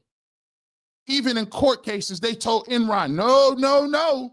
You can't sit up here and tell me that you didn't know about it. It's your job to know. But every single time that something happens on that football field, it wasn't Kevin's fault. And you guys aren't slick, by the way. This is another straw man argument you got before we get to y'all's comments. Stop running around blaming people who are imaginary. You think that you're smarter than everybody because you want to point to D. Podesta. You don't even know what he does. You don't know what his role is. They don't divulge it. But you keep saying it's higher than that. It's at the ownership level. And This is disingenuous to start with. What billionaire owner don't run a team and be involved? They're billionaires by default. If the owner of your printing press wants to get new machines, he's going to get them. If the owner pulls up at your business and he's the CEO, he's going to get what he wants. What do you think that the owner's going to do? But you using him as a straw man for everything that goes wrong is futile. Kevin Stefanski calls his own plays. Kevin Stefanski picks the players he wants. Kevin Stefanski is the one with his Denny's play sheet every single week. He's the one that gets to call timeouts or challenge flags or do whatever he wants. For you to sit up here and talk about his D Podesta and you don't even know what he does is another way of you, if you are absolving Kevin Stefanski of any accountability. And it's not slick. We know what you're doing. Just say his name. Oh, I forgot you can't. I don't know. Maybe the group chat don't like that. Let's get to the comments here. 4,360 people in the building. I thank you for listening to this dissertation. We will now get to super chats. We will now get to your chats. We appreciate you all. If you want to be a part of our game review and our game, our review on Wednesdays, it's now Wednesday at 7 p.m. Let me tell you what we got coming. On Tuesday, members only live. We got members only live streams on Tuesday and Wednesdays, right? I encourage you. Hey, listen, don't take my word for it. Ask the members. For those members that are in here, ask them, is it worth it? Because what I want more than anything, I want you to get your money's worth. Is it worth it, right? Ask your fellow brethren in here. Is it worth it? We give you an hour-long film breakdown. Last week, we had Tyvis Powell in here. It was great. We broke down the Steelers tape. This next upcoming week, we're going to have Sean King. Quarterbacks in 26. You know, quarterbacks in 26. The quarterbacks in 26, G. Bush. The quarterback in 26. Well, we're going to find out which one of them ain't it. Because guess what? We got Sean King. We breaking down college tape. You ain't get... Who's breaking? You're not going to see nobody breaking down no college tape nowhere else. You get that. We're going to get that Wednesday. We get film reviews, right? So that's Wednesday. Then coming up on Tuesday, I got my brother Earl the Pearl. He's going to tell his story. From the block to the booth, man. A lot of people don't know. Me and Earl go to prisons together and talk to people and talk to these kids because he's from there. He's from the trenches. We're going to get his story, how I met Earl, how he got into the game, and how he went from the street, literal street in Cleveland, to being where he is today. He's going to talk about, for the first time, his passing of his mother. That happened a couple months ago, passing of his father. Please, it's going to be very riveting. Pull up, 7 p.m., members only live. I'm going to be bringing a rotation of people through there. I'm going to bring a rotation of cats through there. So you ain't just hearing me. I want you to get it from everybody else, right? You get to Barbershop, you get all of the stuff, my family blogs. I got a bunch of content. Top 5 is up there. So listen, and we communicate. We're going to get that in. So I just want to throw that out to you guys and let you know. You want to put the link will be in the description. You can join. And guess what? If it ain't doing you no service, cancel it. Like, yo, G. Bush, I like you. I just want to watch the Barbershop. That's okay. Come on over here on Saturday. We'll still talk. But go ahead and get in there. I appreciate you guys. Let's get to the super chats. Chantel, what's up? How you doing? TW said it proves the Browns don't know how to get the best out of any quarterback. So it's hard to believe that Sanders is not ready, according to who? The Browns traded me so I can be successful. Browns ruin QBs. But here's the thing. I'm excited. You know why I'm excited? We see it in real time now.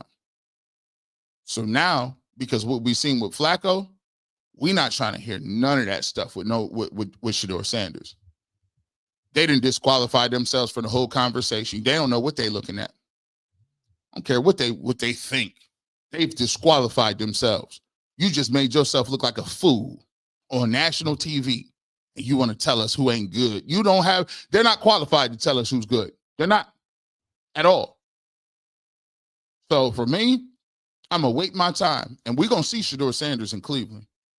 And I believe when he gets an opportunity, he's going to show up and show out. Payne is savage.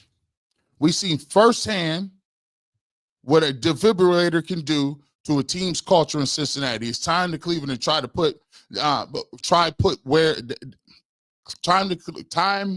Cleveland put they're wearing the 12 jersey. So I'm gonna just paraphrase because I destroyed that. It's time to see in a couple of days. It's gonna be time to see Shedeur. It is what it is. They're just waiting the time now. But it's gonna happen. And when it happens, you see the type of energy that it can give. I love what you said right there. Some people got that infectious energy. Some people just make people believe it. You see what synergy and that specialness can bring to a table to invigorate. Rest of these dudes don't live by that. I live by a different way. I know what something special can do. You can be down and out, but you get you a spark. I like this. ACAP Rocky 25. What a dang. Being mad at the best player on the top 3 defense is lost upon me, given the fact that we are paying 8 quarterbacks and have the worst offense in the league that can barely put up 10 points. It's what happens when you try these. See, you can't get me. I'm sorry, bro. I'm just keep it real with you, bro. But then again, I'm outside the structure because, people, I'm not supposed to do these things. I'm supposed to take what everybody say for face value, never question what a fellow media member says. Why? Y'all can question what I say. I let everybody question me. It's out there. Members, people in the chat, question me. I ain't never got a problem with having no intellectual conversation about the game of football. Some other people want to put stuff out there and don't stand by it. Stand by it. We public figures, right? Stand on business. How you mad at Myles Garrett? He a Hall of Famer. But you can't say nothing about an offense that is getting you smoked every single week. Come on, man. That's too obvious. You better than that. Come on now. We know what's jumping. We understand. We get it. Back to the lesson at hand. Where we at?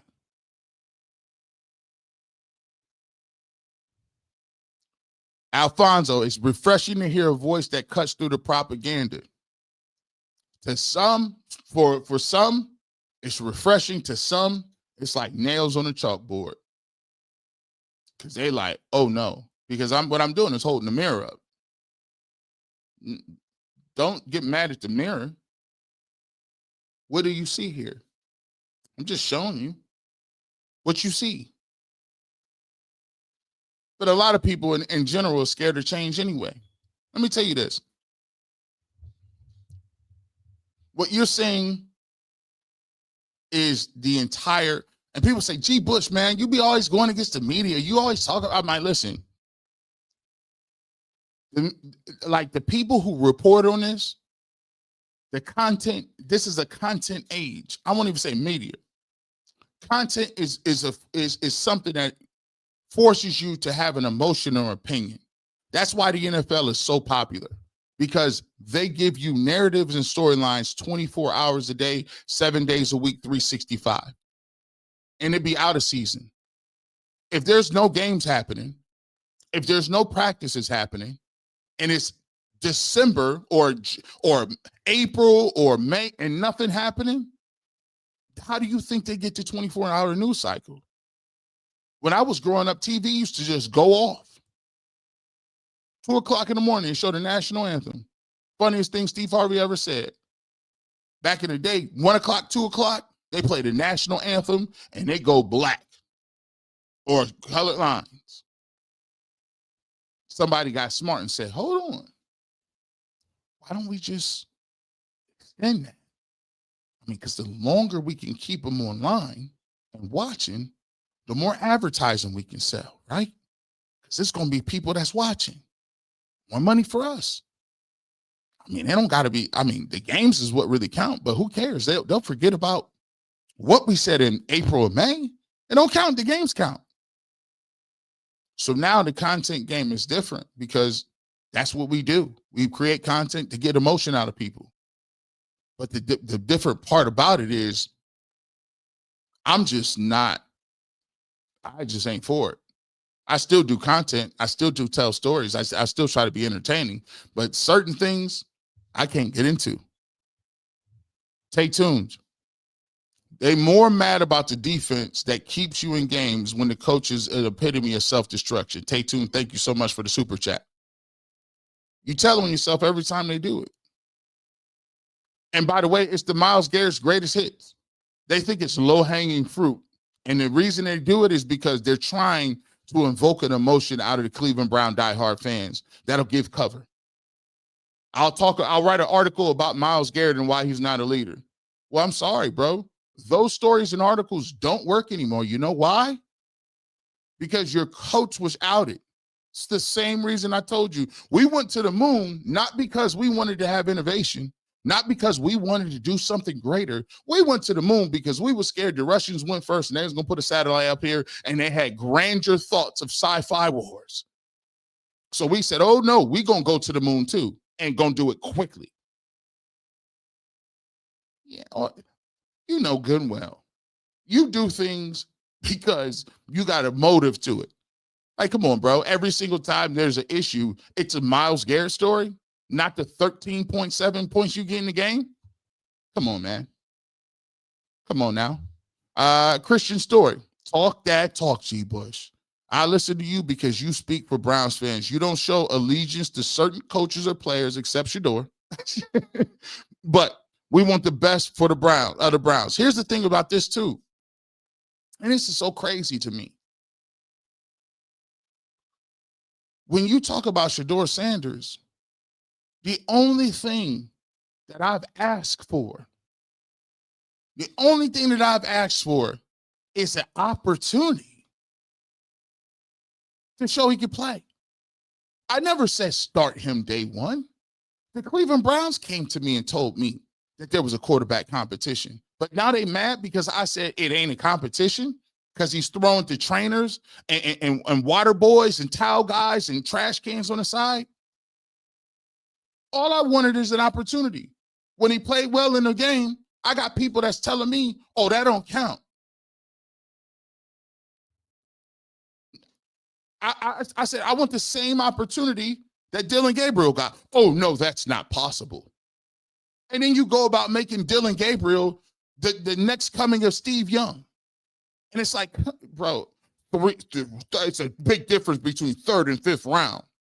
And then they go about discrediting him. He's a fifth round pick. So the crazy part about it is that people will try to make you seem, not you, Christian, not thank you, not you.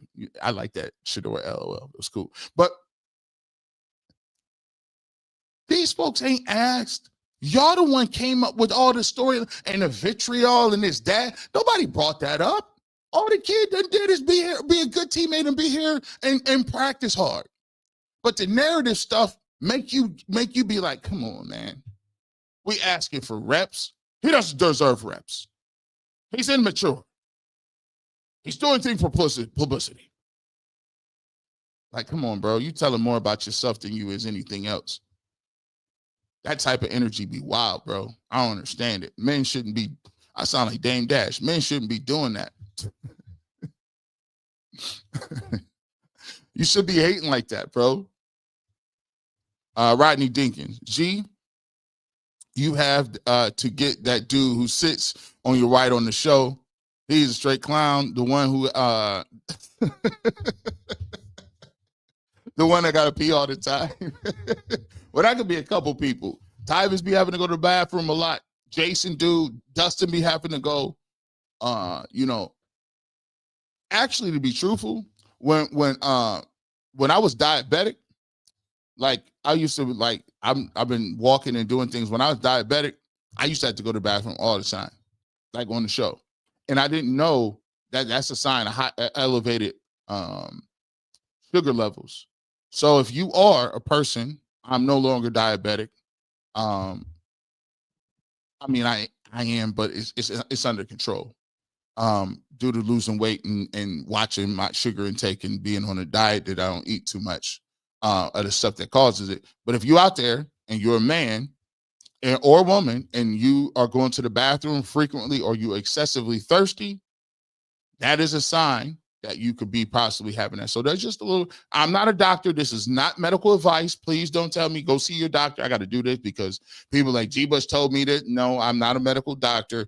I'm just saying those were my symptoms and signs. So if you're having those, check out, go consult your physician. But hey, listen, man, everybody got an opinion. I don't got no problem of going back and forth about their opinion. So, but I just happen to value mine more. No, I'm playing. I've been waiting on this episode since the end of Thursday night. It still have this coach and GM on Monday. Win or not crazy work. Are those two Teflon or made men? Zip them up. Shout out to K Shine. Shout out to K Shine. Zip them up. Hey, listen, by the way, they're not Teflon. Myles Garrett's comments sealed it. Myles Garrett's comments sealed it. I don't care if they beat the Dolphins. It's fine if they beat the Dolphins, right? I'm going to celebrate if they beat the Dolphins, but I don't change my long-term approach about what Kevin Stefanski is and ain't. It's not about this year. He done had six years of body of work, and the body of work ain't been good enough. If it ain't the offense, it's the dink and dunk nature. If it ain't the offense and the dink and dunk nature, it's the game management. If it's not the game management, it's all the other stuff that come with it. The clock management. It's the special teams. It's the lack of development, the lack of draft, all that stuff. I'm done with it. I am done talking about it, and I'm not arguing with folks over it. Like, I'm at the point where this is 3-4 years for me, so I'm like, I'm just waiting for the game. If they get blew out against the Dolphins, I know something. Christian Gray, done making excuses for coaches in the front office, blaming players for not wanting to risk their bodies for a losing culture. And this is the crazy thing. Like, we have people sitting here telling about the dome and the draft and these quarter. It's like, bro, what do you think? Do you guys think that you guys are not above being replaced? What kind of charlatans y'all think y'all is, bro? This is wild. How do you feel like you that charming and that you doing so many you just so charismatic that you feel like you can lose games, waste people's time, money, and energy, and we still gonna keep you around and put you in a new stadium? I ain't coming to that. And then I thought about something. Ain't no way they seeing that dome. They won't see it. Remember what I said. Things don't get done nowhere unless it's politically convenient. How can you sell a dome with this same regime going into it? Everybody know this. When you buy a new house, your house of your dreams, the brand new house that you done spent that down payment on, nobody brings the old furniture. Nobody brings that furniture. Nobody brings that old stuff you had in that old apartment, that hand-me-down furniture that you got from your mom or your sister or a coworker that didn't want a couch. No one brings them old dishes and Walmart set pans and pots.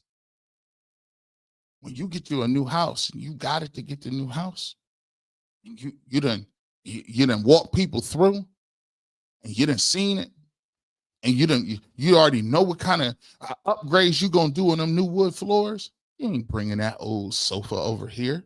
You ain't getting nothing out no storage. You about to go all new. Because it don't even match the color of your paint. It don't even match the decor. Them pictures that you had up there, we ain't doing that. We got a new vibe. We ain't talking about bringing nobody up in there. Them coaches can't even come up there with that stench. Won't even get it. They won't even get it. I'm telling you. I just made me think. I said, bro, these dudes ain't about to be up out here. Nothing. These dudes ain't doing nothing. They'll never make it to that stadium. If it ain't this year, which it's going to happen. But next, they ain't going to make it. Another Skywalker. Thank you so much, my brother, for the super chat. We appreciate you. I always tell people, if you can't, listen, I appreciate every single super chat we get. I'm going to read them with my chest. I'm going to give you your money's worth. And that's how we're going to do. I believe in giving you your money's worth. If I got to cut my content a little bit to get to it, I will do it. If you don't feel bad if you can't afford no super chat, you know how you can help us? Write what you're doing. Engage with the show. Put comments. Like, share. It helps our content get out to like-minded people, and that's what it's about. So don't feel like you ain't got to feel burdened to do a membership. You ain't got to feel burdened in super chat. We just appreciate you pulling up and doing what you're doing and chatting and commenting on YouTube as well in this chat. That's part of being part of the community. We thank you. They put 12 in with UPS drivers and said, don't make excuses. He must perform. Dylan Gabriel starts. They make every excuse because the line is bad. Now even the coach is a victim. Even though his players look like Pro Bowlers as soon as they leave.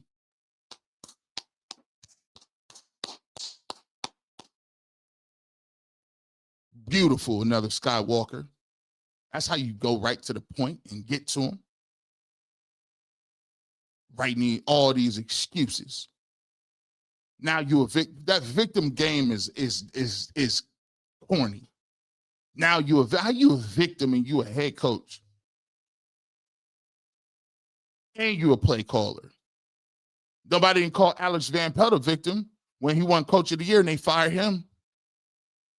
How you the offensive coordinator but don't call plays, and you the quarterback coach.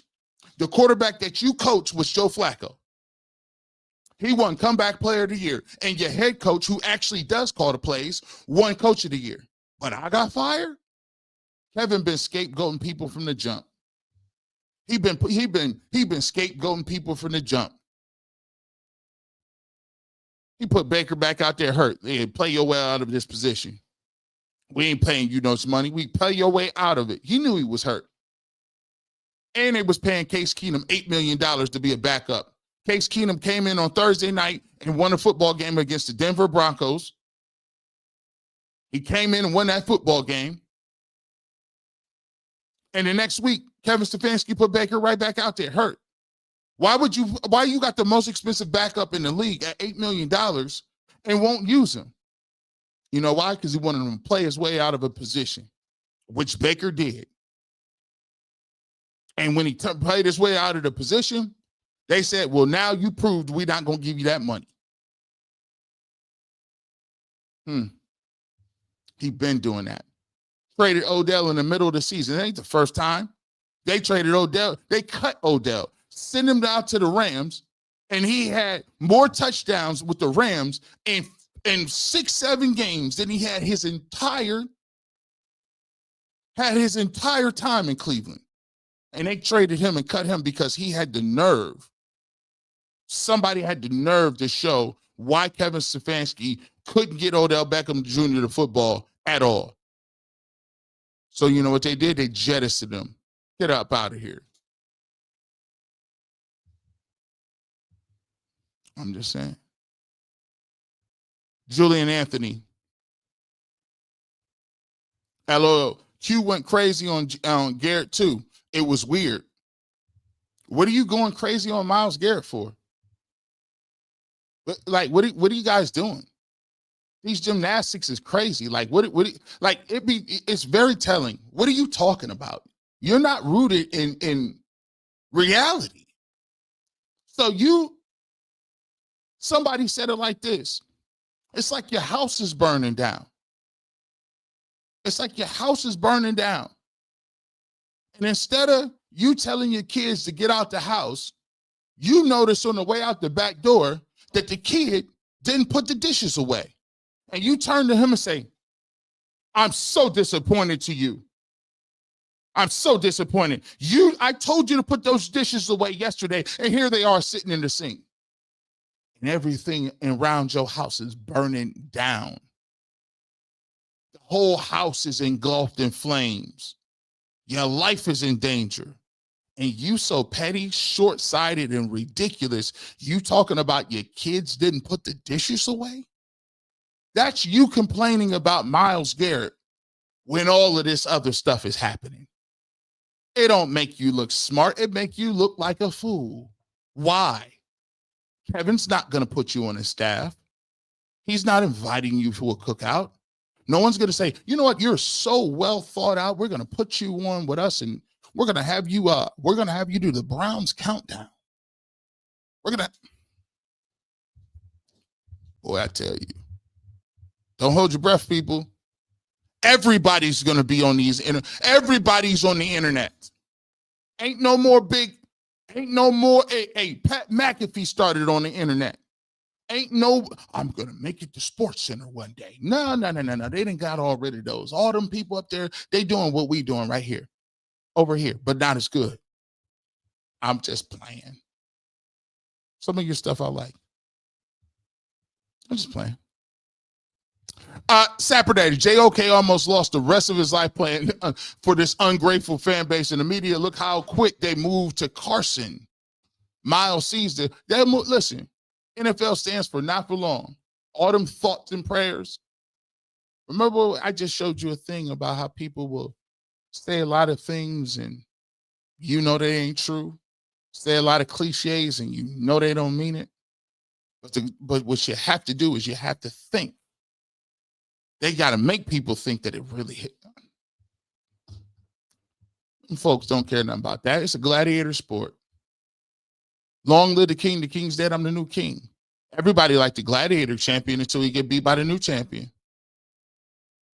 Roman. It's the gladiator sport. It's what we crave. It's what we want. It's what our culture is built on. You're only good as your last game is what I was told. Even though if the previous game was great.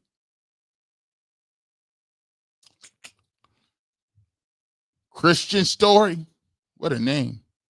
They blame the owner as a cop-out. There you go. Jimmy ain't the sharpest tool in the shed, but he's spinning a bag everywhere. So which is it? I always ask people, Jimmy spins a bag over here. The Dolans don't spin no bag over here. You say the Dolans is trash because they won't put no money up. You say Jimmy is dumb because he put the money up, but it'd be in the wrong place. You say that, you say that's why I don't like both sidesism. I don't respect people that do that. You know what both sidesism people do? They just don't want to, they don't want to call a spade a spade. No, we're not equally as bad. No, that person isn't as bad as that person. That person did that over there, and it was markedly different from that person. But you think you're intellectually smart because you could play the middle. We ain't trying to play the middle over here. No. At the end of the day, you would rather blame a guy like D. Podesta, who you don't even know what happens. You don't know his face when he comes to the office, what his job title is. You say it's him. All because you don't want to mention Stefanski. I kind of know why you do that too, but I'll leave that for another day. That's another show. Real Ben Maynard, you know, I'm not afraid to stand on my opinion. I didn't comment because he was no-show versus the O-line versus Minnesota. Serp, if you perform well, he was MIA. Well, real Ben Maynard, listen, if you want to talk about his play on the football field, that you're entitled to do that. But Myles Garrett's play on the football field has been demonstrably better than anybody else's that you've had in the last 6 years. All of them combined. Nobody has played better than Myles Garrett. There's no better player. So my thing is, yes, you could talk about and question Myles Garrett, but my problem is where's the focus on a guy who's been bad at his job and is 4-something? You do know that they have the worst offense in the league. So the person with the worst offense in the league should be getting a more higher proportion part of the blame over a Hall of Fame candidate who's done nothing but play at literally the best defensive player, highest level in the game. You're asking him to cover up for the fact that where Mason Graham been at? I find it funny. We ain't said where's McGuire and Alex Wright? I ain't heard them names in a minute. Reality of the situation, if Myles Garrett's not on this football team, they're a winless football team. Winless. But that's the problem.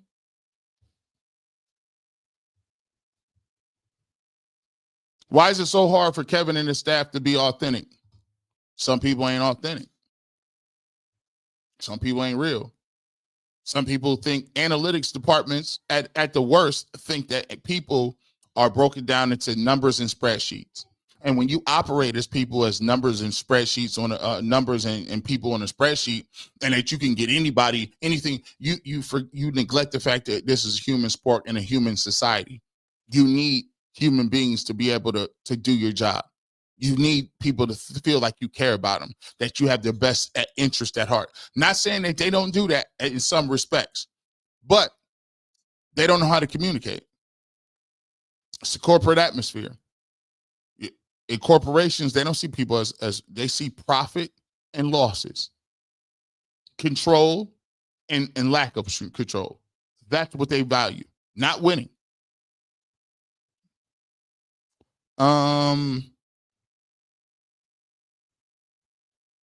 G. Bush, they mad at Myles. They told the truth and they had no plan. Now they mad because he's proven right. There it is. He told y'all, and now they mad because he got his money and he don't got to pay attention to you. Because even if you said trade Myles Garrett, guess what? You can't.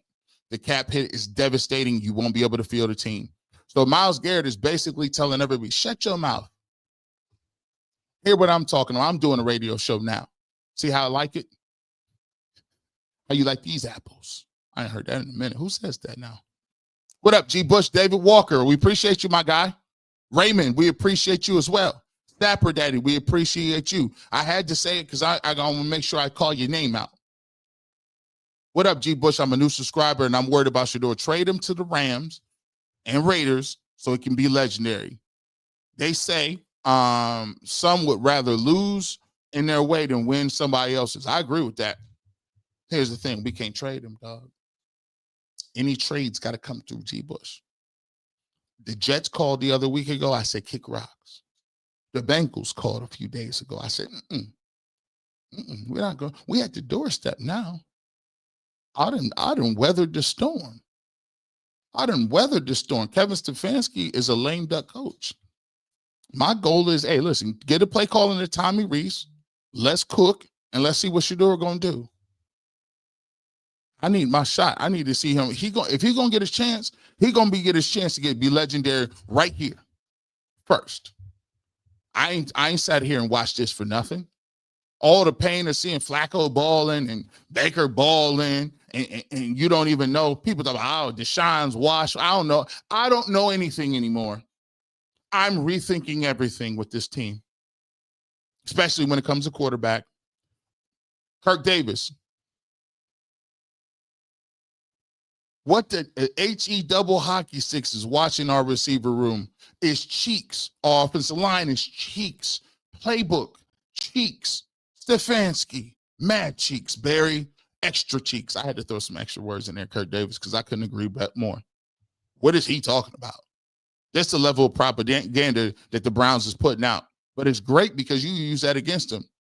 He likes his receiving core. So if they like him, they drafted him, and they're not good enough, whose problem is that? Theirs. That's another fireable offense. That you thought that was good behavior. You thought that was good. Doggy bone. Culture is cancer. I agree. Greg George, what up, cuz?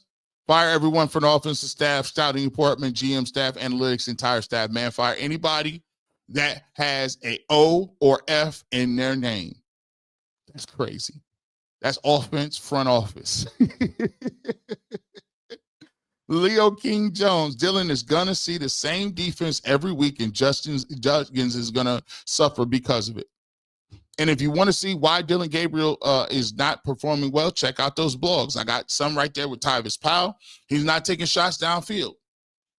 To be fair, there are plays in Kevin's playbook where even they do have some plays that are open downfield. Dylan Gabriel's just not taking those shots. And by the way, I still believe that he has trouble seeing when he's throwing the ball outside, or down the middle of the field. Salvation, big fan, G. Bush. Tired of hearing from people who never touched the football. And I'm an inclusive person. I'm inclusive.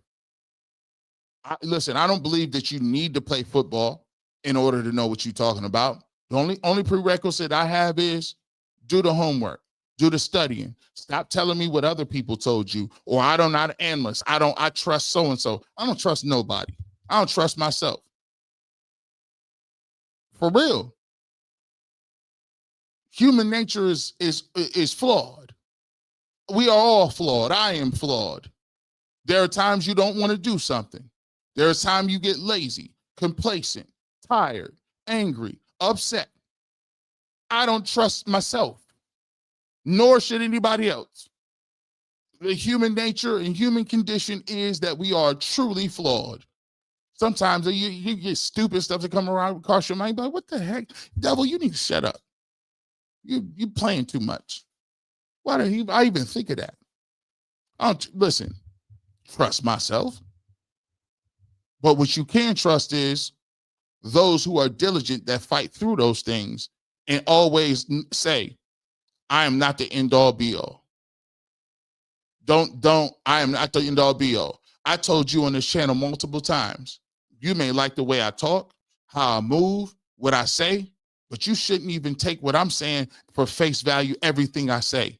You're supposed to parse what I'm saying, run it through your filter, and then do your research, and then come out and say, okay, I can agree with that because I did X, Y, and Z, or I see where he was saying, or I disagree. Don't take nothing from nobody with a microphone as gospel, because we are inherently flawed.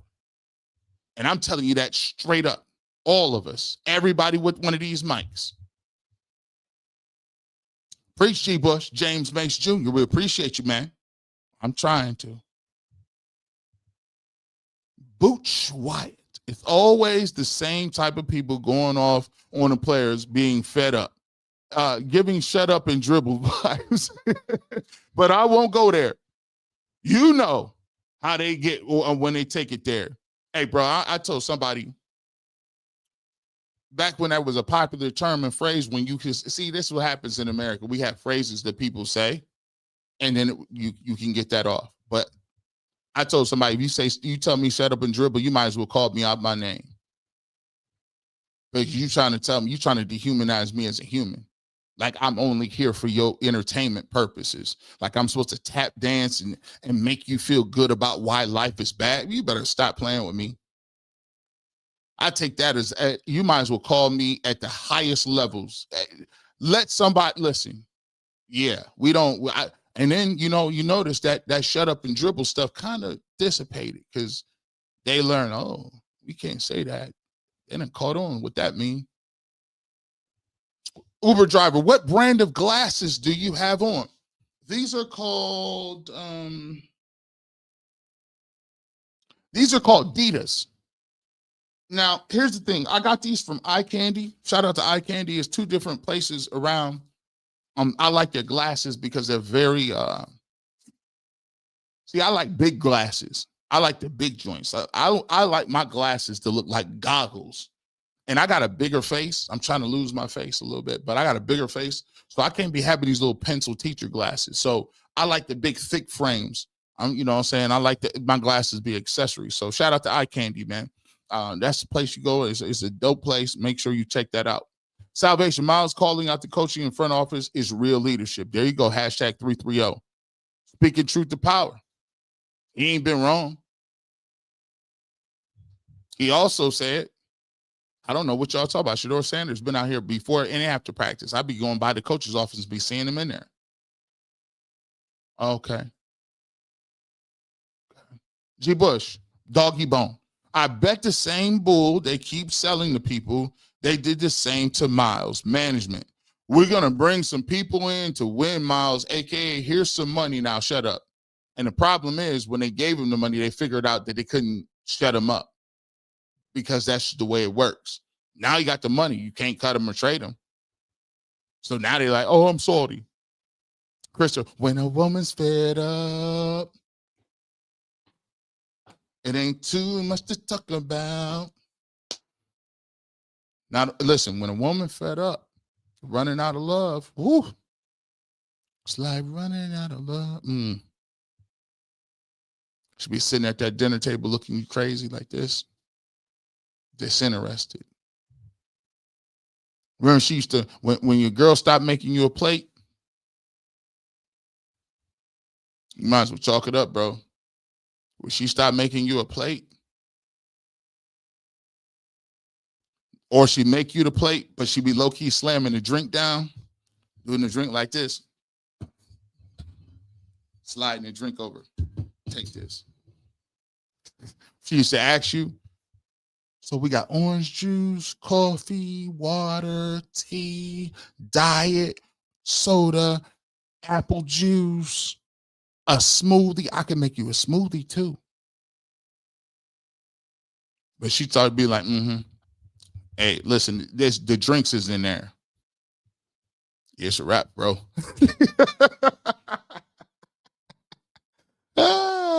Kirk Davis, at this point, Grant Delpit and Myles, like, I'm here just to be here, so I won't get fined. They is hit me with the vibes. I'm just here. I'm just trying not to give up, get fined. Know a lot. I like that name. Ask them folks next week who helped 5 wideouts make it to the league within 2 years span. How someone do that and be as bad as they want to say is crazy. That's because they don't know. We already went over that. Know a lot. So here's why I don't pay attention too much.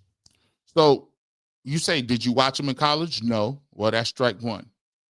Did you watch film of him in college? Nope, that's strike 2. When you're at practice, have you been able to see him play in practice? Have you been able to see so when you say he don't know the playbook, did you see him go to the line of scrimmage, call a play, and the coach stop the play and say, unacceptable, that don't work, that's the wrong play, get back on the line? Because that's what happens when you make a mistake in practice. The coach says, hey, sweet, direct, bring it back. That's the wrong look. Guys, we're supposed to run a guy in motion. He's not on the line. Did you see that? No. Strike 3. Strike 4, when practice is going on, do you see him throw the football? Are you seeing the game plan? Do you see what is accurate? No. That's strike 4. Who are you hearing it from? Why are you paying attention then? So you didn't watch him in college. You don't watch game tape. You didn't see him in practice. You can't watch practice. And the only thing that you telling me is what the coach say, who's incompetent, because we just saw him tell us that Joe Flacco was garbage and traded him, and we see him throw for 350 in 2 days. Come on now. I ain't listening to that. To me, if you lose the locker room, regardless of coach, they have to go. Carroll lost messaging with Seattle's. He was fired, and he's a Hall of Famer. There you go. See, me and the real Ben Maynard, we go back and forth, Ben. But one thing we can agree on here, Ben, is when players start chirping, it's a wrap. Ain't no coming back from that. Because look, the calculus is I will be here longer than you will. So what happens if Myles Garrett comes up with a hamstring? What if what if Grant Delpit has a knee contusion and Denzel Ward has concussion symptoms?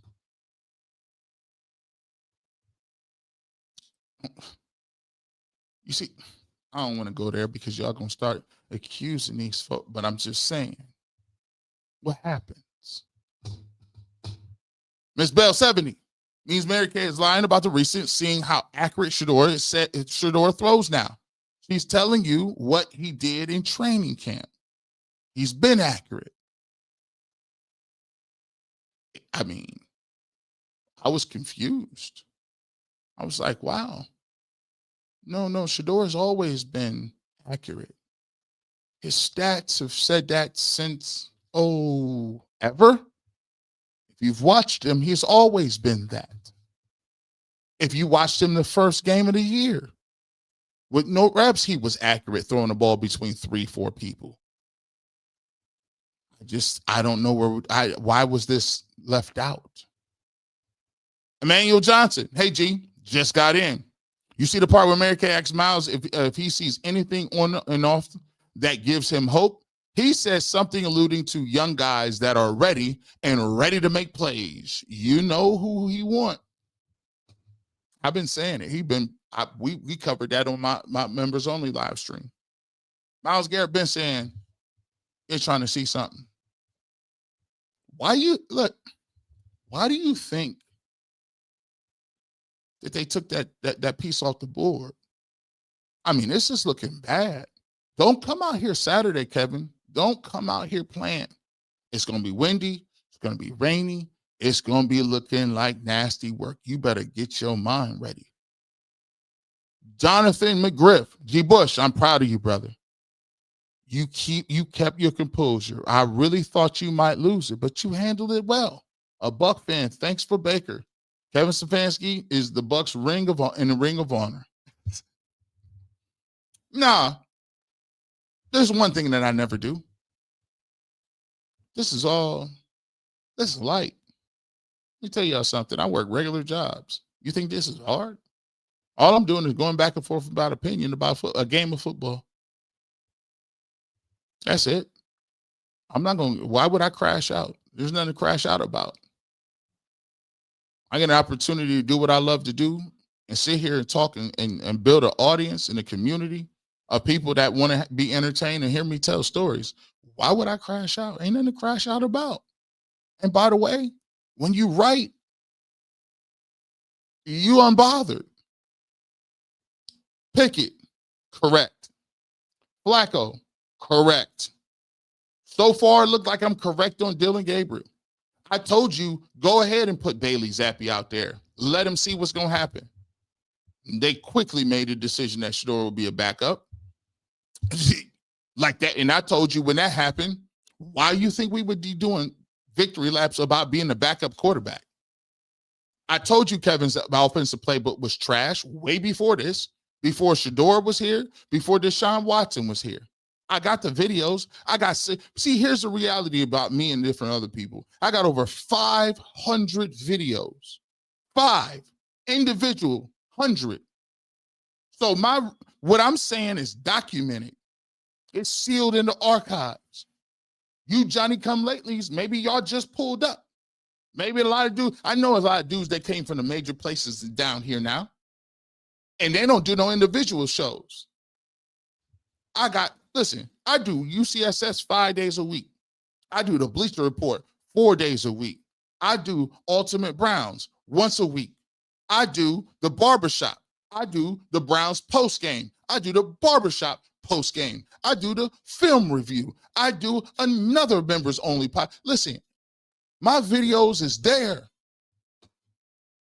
I've been saying this and doing this and moving this way. How we going to, you can't crash out. You know what you got to have? And I'm bringing people on here that be knowing. Corroborated. Beautifully blessed. G. Bush, you slept good last night. Boy, you on it today. Beautifully blessed. Thank you. Shout out to my brother. I was out bowling with my family. We bowled last night. My brother Bryson, he turned 41. I was out. It was crazy because my niece Zara, it was basically her birthday party. We went to Main Event in Avon, and it was basically bowling. And we got us some games in. So we hang out, chill. She came to the what's her name? You know how she is. She the only baby in the family. She pulled up. She be ordering her own food. I said, girl, you crazy. You crazy, girl. She was like, yeah, I've been here before. She 4.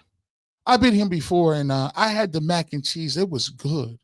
So I think I'm going to go between the mac and cheese and spaghetti. Her mom goes, you like spaghetti? Which one you going to get? She's like, mac and cheese. She was like, what percentage are you sure? 100. Yeah, I'll have the mac and cheese and 100. And then she got mad because she fell asleep and kind of woke up and everybody had ordered dessert. So she said, where's my dessert? I didn't get no dessert. Can I have a menu? I said, you going to ask for a menu? She's crazy. But we got a blog coming up too. You'll get a chance to see, Zara. We appreciate you, beautifully blessed. And Nancy, I'm sick of hearing I don't have no sympathy for 95 because he got his back. He deserved every penny of it. I appreciate his honesty. Did Kevin lose the locker room? Oh, that's gone. That's gone. NSYNC gone. Been gone. That locker room's out of here. This dude's questioning play calling. He talked about they should have gave Quinshawn and Junkins the ball more. I'm like, dang, bro. This dude mild up there.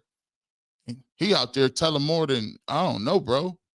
That's been gone. Raymond, why does the media love Kevin Stefanski so much? Well, if he leaves, he will be successful somewhere else. So owners see the numbers of his offense. Bruce Arians exposed what coaches really think about. By the way, you notice when you give, I give examples to what I'm doing. I always tell people, let me give you an example why Kevin is not dope. Kevin's not good because the people around the league, Chase Daniels was like, I don't know what offense this is, watching the Pittsburgh offense. And I don't know why I'm not trying to be mean to Dylan. Bruce Arians like, yo, I don't know why he still has a job.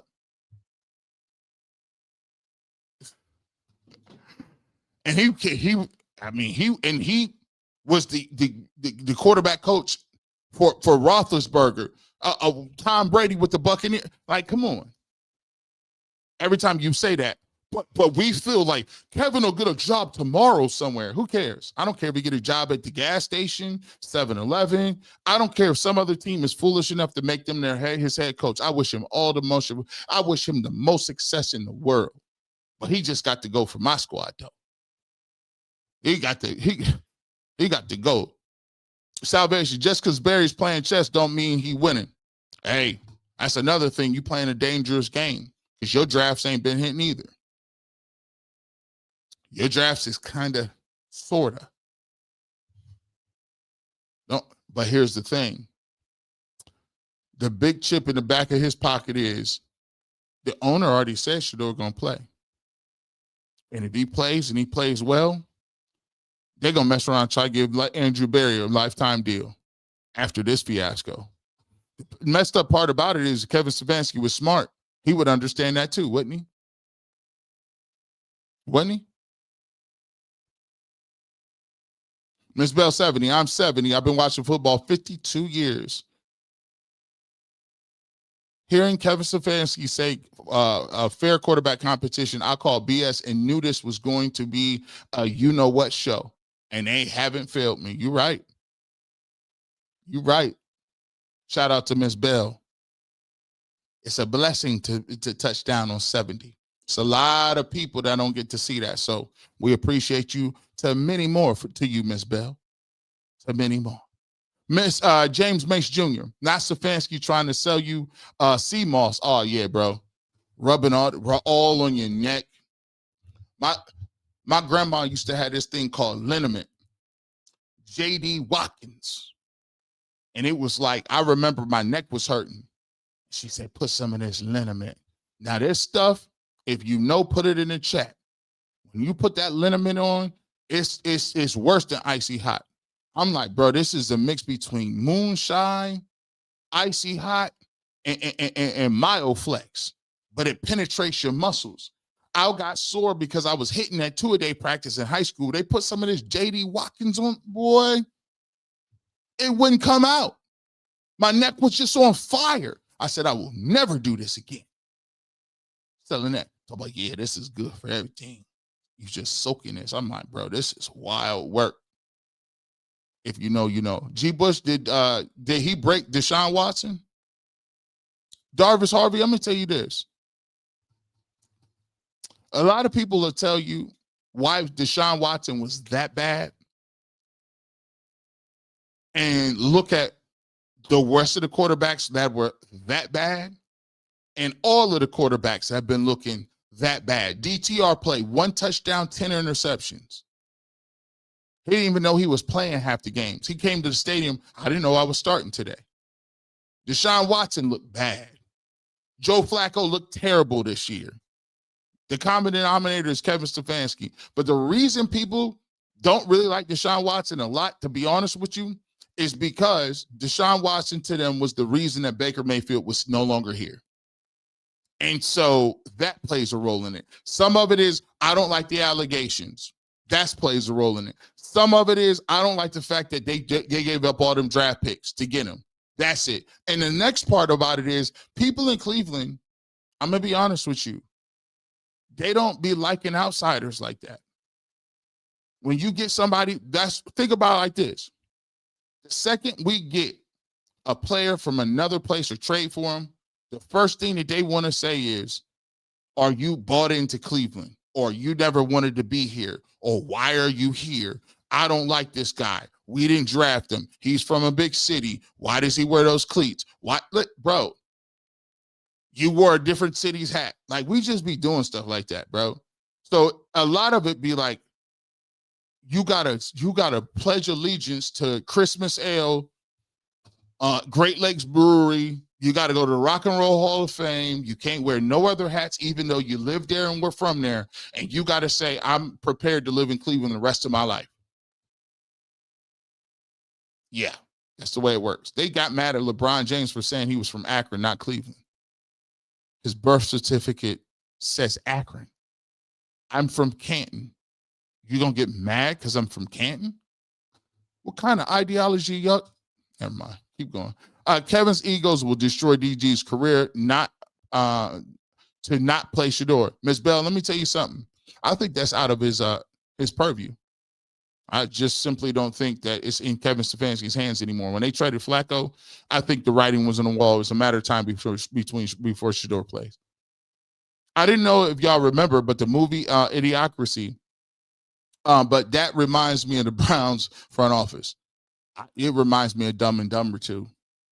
Dog Bone, appreciate so much for the super chat. Fire Stefanski, Barry and DePodesta. Dealer choice, replace Barry and DePodesta. Bring in Flores as the head coach. Bring back Ken Dorsey to call plays. And forward to the practice squad. Elevate Marshall, trade Kyle Pitts. Build up the O-line. Get Will Shepard. Tate in the draft. You had a whole... Boy, you got the whole thing down. You got the whole system, what you about to get to. He got a whole 10-part program. Doggy Bone, I appreciate the super chat. I don't know if they'll bring Ken Dorsey back. Are you talking about John Dorsey? No, Ken Dorsey to call the plays. Be more Samad. Kevin Stefanski and Sherman offense has the same core principles. Shedeur ran it for 2 years. They want us to believe he still doesn't know it, while Dylan Gabriel learned it all in an off season. We're tired of the tropes. By the way, somebody said this, and I don't know who did it. How you gonna say the band have been here 5 months? They put the offense in rookie minicamp. So in 5 months, Shedeur Sanders can't learn a playbook full of checkdowns, short routes, stick routes, and an offense that is so complex that it gets 13 points a game. Pull up to the listen. I just don't tell you that. I watch. We do the film breakdown over here.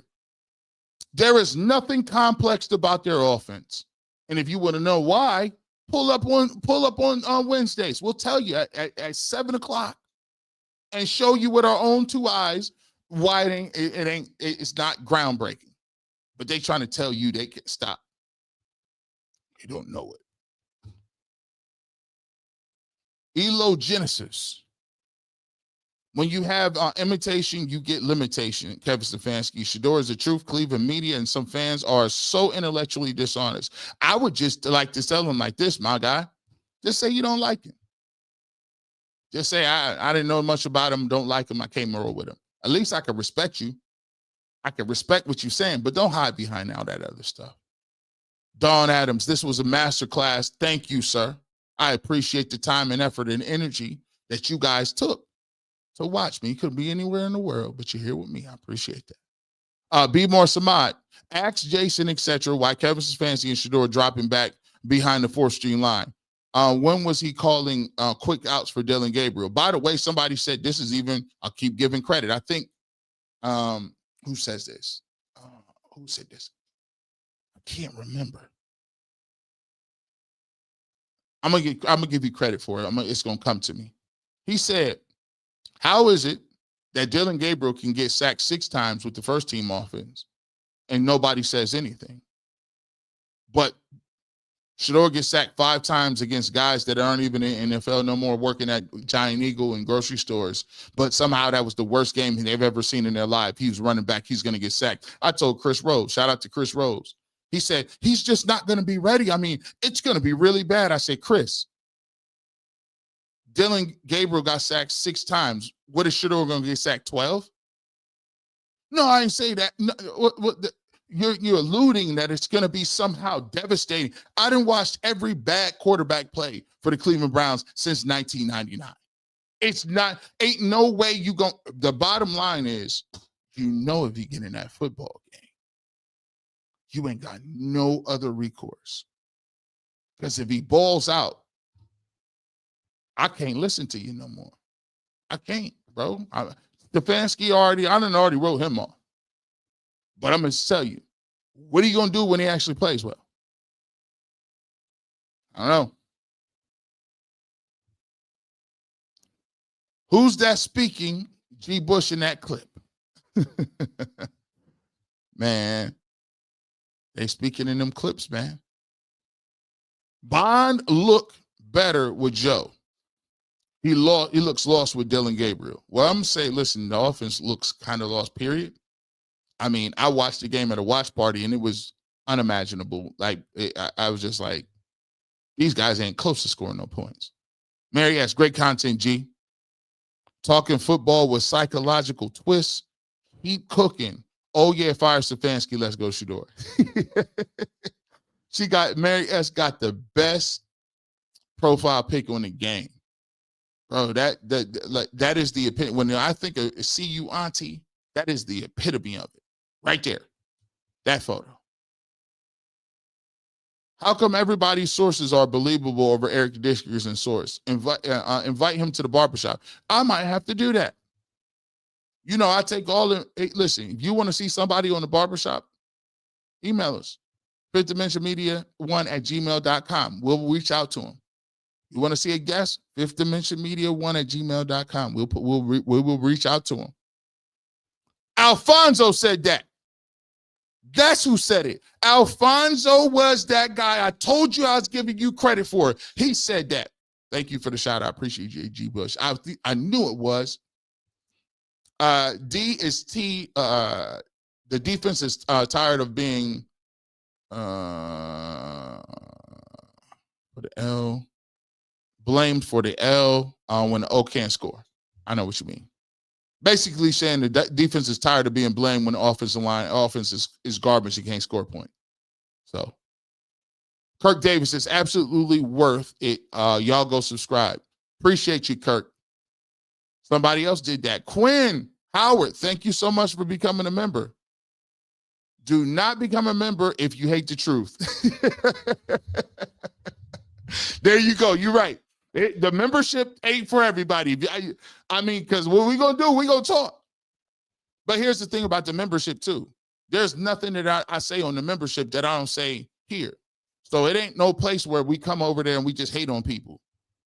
That ain't what we do. We come over here, we educate, we entertain. Everything that I say on my live stream, that members only, I say on these waves. So it ain't like nothing crazy. Oh, man, you over there talking wild reckless. Nah, it's the same level, but we just give you a different avenue. They blessed to have you, G. Thank you so much. We appreciate all your time. By the way, shout out to UCSS. We simulcasting right now. We on UCSS right now. If you're over there, hit that like button. G. Bush, thank you. Virus Beat. V-Res or Virus. I appreciate you. G. Bush, thank you for being the realistic on Sports Talk. I know you getting to your bag on the other show, so you really can't like that. You know what up like you want to, but Jason's on the show really need to stop. Get Stefanski up out of here. You know, listen, today, there's no wiggle room around today. I mean, if you like Stefanski after today, virus beats. I mean, I don't know what to tell you. This is closed. This it. Sanders face all media jersey interviews, commercials, building stadiums on 12's back. Let me tell you something. You need a beautiful distraction by the time you get to 2020. Think about that. I mean, if you need to sell something, what better way to sell something than to have? I'm gonna tell you all the time. It's one of the most famous quarterbacks in the game. One of the most famous I'm just saying. You still got to prove it, and he still got to go out and do it. But if he does, and that's if he does, I mean, the Browns will be on TV every day. Trust me. CK and for the narrative, 12 not being close. Yeah, that narrative's out of here. I mean, they told me that Bailey Zappi was a better opportunity. Stop. Did you see Joe Flacco throw up the Shedeur wrist when he threw the touchdown? I did not see that. I got to go check that out, Jimmy Cleveland. I did not see that. I ain't gonna lie. I was too mad at looking at the fact that he was just hooking us. Like, dang, these dudes is wide open in this game. P. Rothstein, the Lord forgives, I don't. Shout out to Rick Ross. Everybody got to go except Deuce and Schwartz. Now listen, the good Lord, the good Lord tells us to forgive. But the good Lord always tells us that there are consequences to your actions. Neil Gray. Andrew Poole checkmate move on Stefanski to expose his inability to coach and develop a quarterback. Numbers don't lie, but the coach and the media members do, except for G. Bush. I try to keep it real. It's a lot of people out here. It's a lot of people. Some truth tellers out here. Shout out to Big Snacks. I hear you out there, dog. Shout out to B. Watts. I see you out there. Shout out to M Dog. I see you. Earl the Pearl is out there. I see you. If I'm forgetting somebody, I shout out everybody. When I heard Emmett Golden was like, hey, listen, yeah, they're about to get rid of Kevin after this bye week. They're going to be starting Shedeur after that. I said, dang. Now, Emmett, he middle of the road. Emmett ain't saying nothing crazy. That tide done turned. That Flacco got people thinking. They can't do it. Rogers 12 eyes said, you snapped on Friday, G. Bush. I was yelling, get him, G. Bush. Can I get my money off? LOL. They was in shock. You knew G. Bear, right? Can whip chip a defensive end. You know, I told you, bro. I tweeted. I said, no, we're not gonna do this today. We will not be distracted today. We got to get that work. You're gonna get that work. Great hoodie looks. G, we in the chat. We're waiting on you all day to say on UCSS in front of Jason and Jay, bring the shop in here. Bring me my apron. I'm cooking. Mad Dog, no good. 12 fans ain't been wrong yet. We patient. Look how the patience. And bro, I'm over here patient. Stefanski gonna coach his way in or out. Dylan Gabriel gonna play his way in or out. That's the great thing about football. Show me what you got. And I ain't told them to take Dylan Gabriel out yet. Because you know what I'm gonna say, and you tell him and you remind him too. When Shedeur get into the football game, you're gonna say you deserve. He better get the same courtesy G. Bush gave y'all. He wasn't slandering them. He didn't say nothing. Take Dylan Gabriel out. We ain't ready. He didn't say none of that. So I need that same level of courtesy when Shedeur Sanders play. And don't be writing no pieces. Don't be getting this is why he's a 5th round pick. I ain't said this is why he a 3rd round pick yet, have I? So you remind them of the level of patience that we are exuding at the moment. Checkmate. Game blouses. Nita, love watching God work it out. You stood on business yesterday. Love you shutting Jay down and sidetracked the nonsense and putting Jason on mute. We a village, not a cult. Shedeur's village and your fan base patiently waiting. I was like, bro, are you trying to sell it? This is the thing, bro. You trying to sell it like it's a cult, bro. Ain't nobody told nobody nothing about Dillon Gabriel. I heard, and shout out to the person. I don't know who said it on UCSS. They said, I came for Shedeur, but I love watching UCSS every single day. I'm a Browns fan. That don't sound like no cult. I could say the bearded cult. Y'all like the beard. Y'all like it. I could say that. Everett Crawford. The only way anybody believes that Dillon Gabriel is better than Shedeur Sanders is never watch either one of them play in college football. By the way, in Everett, in this area, people watch Ohio State, and that's about it. They're not watching no 8 o'clock game, SEC games. They watch Ohio State, and that's it.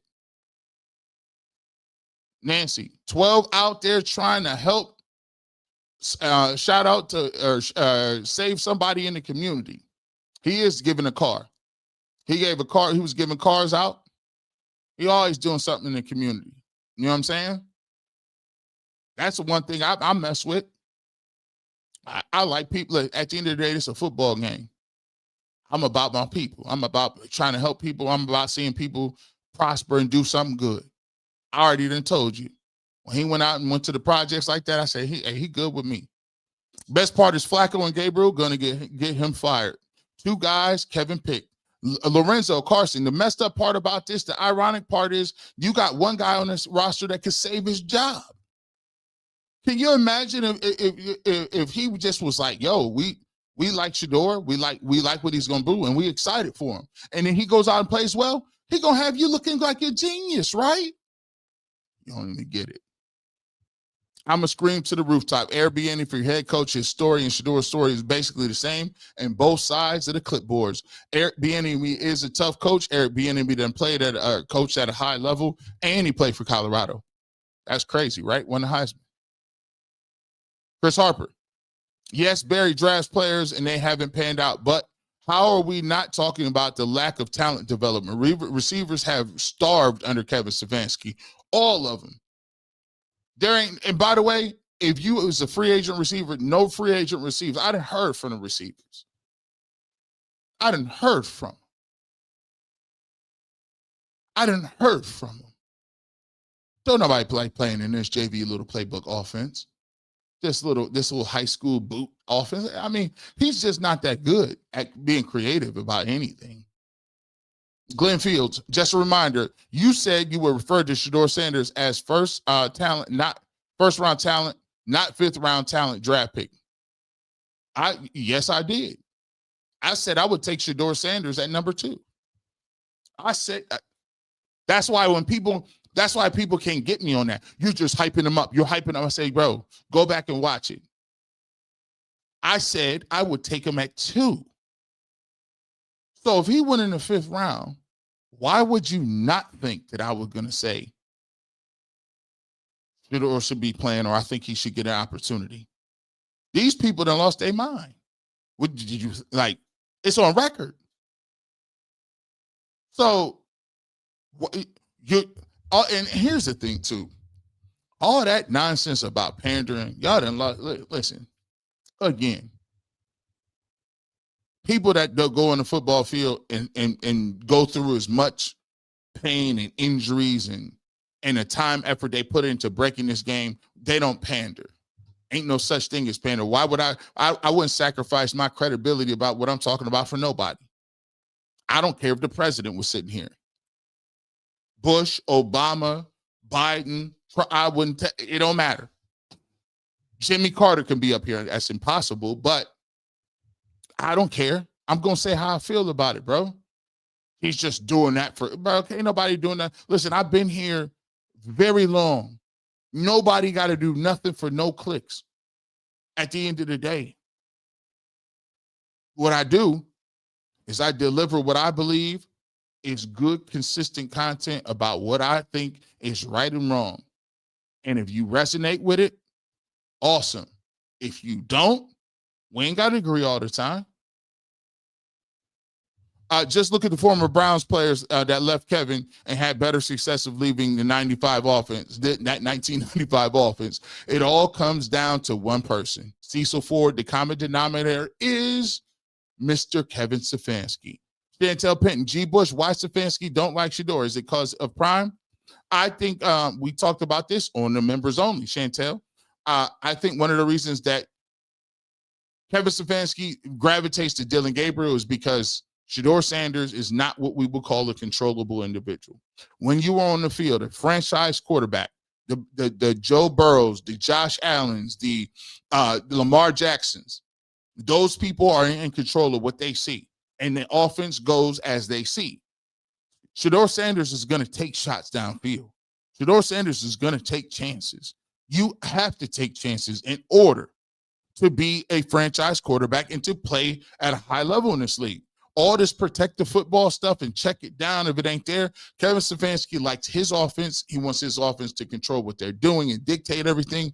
And Dylan Gabriel is more suited to that mindset than Shedeur Sanders. It's the reason why I believe Deshaun Watson struggled. I think it's the reason why Joe Flacco showed you just now. How is Kevin Stefanski going to put the cuffs on me? And I'm Flacco. I didn't already showed you what I can do, but you want me dinking and dunking. Omar Active. Saints 1-5, Browns 1-5, total different vibes. Because guess what? One team's playing young guys and trying to figure it out. The Browns is trying to act like and perpetrate like they doing something. Chris Harper. Also, people will be mad about Myles' leadership, but they paid him. Also, why aren't we questioning the leadership above him? Leadership here is silence because he's an easy target. And by the way, you don't question the upper top. You don't do that. One last point. My Bucks are 5-1. Baker's balling. They mad at Myles sitting. Shedeur. Great job, Kevin. I echo that sentiment, my guy. Ace Solomon. Deshaun Watson with a broken throwing shoulder balled out for Cleveland. He did in that one Ravens game, remember? And he had an ankle injury. Right? David Walker, thanks, G. Bush. I figured something out. Shedeur's drafting was political statement for the team, and the owners did not like it because he's a quarterback with a defensive backs mentality. They don't like his prime equity deal either. I think there's a lot of things about Shedeur's personality they don't like. But here's the thing. I'm glad that he's down in position. He's going to get an opportunity, and his play is going to get to talking, not just what they're talking about off the field. Fidama D. Stefanski has to go. Poor offense. Browns defensive players want to win. Defensive players, I think we expressed that. You saw what it looked like. They fed up. Reverend B.J. Nelson, 4D, dinking, dunking, done, Dylan. That 4D. Hey, you better get it together. Miami, you don't come out here looking crazy. Medic 51, I've been saying thank you to the Bengals fans. 3 years of telling people Stefanski ain't it, and all it took was this game. Final nail. That is the consensus of what we're talking about. Sometimes you telling them it's gonna roll off like water off a duck's back. But when you see it with your own eyes, and the Bengals saying that, they fast forwarded this whole timeline. Sean Charles. R.I.P. Life Jennings. Must be nice. Yeah. Must be nice. Boxing Logics United. Ohioans wanted to hold pro clubs accountable as long as Buckeyes are winning championships. The Suckeyes keep y'all content losing pro teams bars. By the way, Ohio State has been our professional team for a long time here, and you are correct. People they're going to watch the Buckeyes, and if the Browns lose, you always got Saturday, right? Big Daddy, the league and the pundits tried to make Stefanski the next Don Shula, and here the coach of the year in 2020, 41-53 career record in 6 years is fireworthy. The 4-21 and 22 is nasty work, Big Daddy. Amiri 2X, where can I get that orange jacket like yours? Oh, you saw me brought back the Hype Williams. We not only talk spicy, but we bring the fashion game back. I felt like I was in in the Sunshine video with Jay-Z. I forgot. I thought I was Nas, and You Can Hate Me Now. That joint was fire. By the way, you can get that from Fashion Nova. I don't really tell it out. Fashion Nova. It was very inexpensive, but it ain't about how much it costs. It's about how much you can make it look good. You might be able to do that. Jason G. Question: does the media need experience? No, they just need research and investment and time and learning what their craft. And it's easy and it's available to you, right? I would respect people. Get you a YouTube channel, get you some tape film, get around some people, study the game. You know what I'm saying? There's a lot of people who know the game very well. There are great coaches who've never played. Here's the thing. I respect the time you put in. You put the time in and you put the work in, I can respect it. Jason G, playing experience, no, you don't need playing experience. I do think there's a different level of knowledge that you get with playing experience. Like, I know about childbirth, but I can't really truly ever tell you what delivering a child feels like because I'm not a woman. So there's a level of intimacy that you have with a certain topic because you've gone through it. But do you need to understand it at a certain level? No, you don't need to. You just need to really dial in and put the work in to understanding everything. Fadama, thank you so much for this super chat or super sticker. I appreciate you.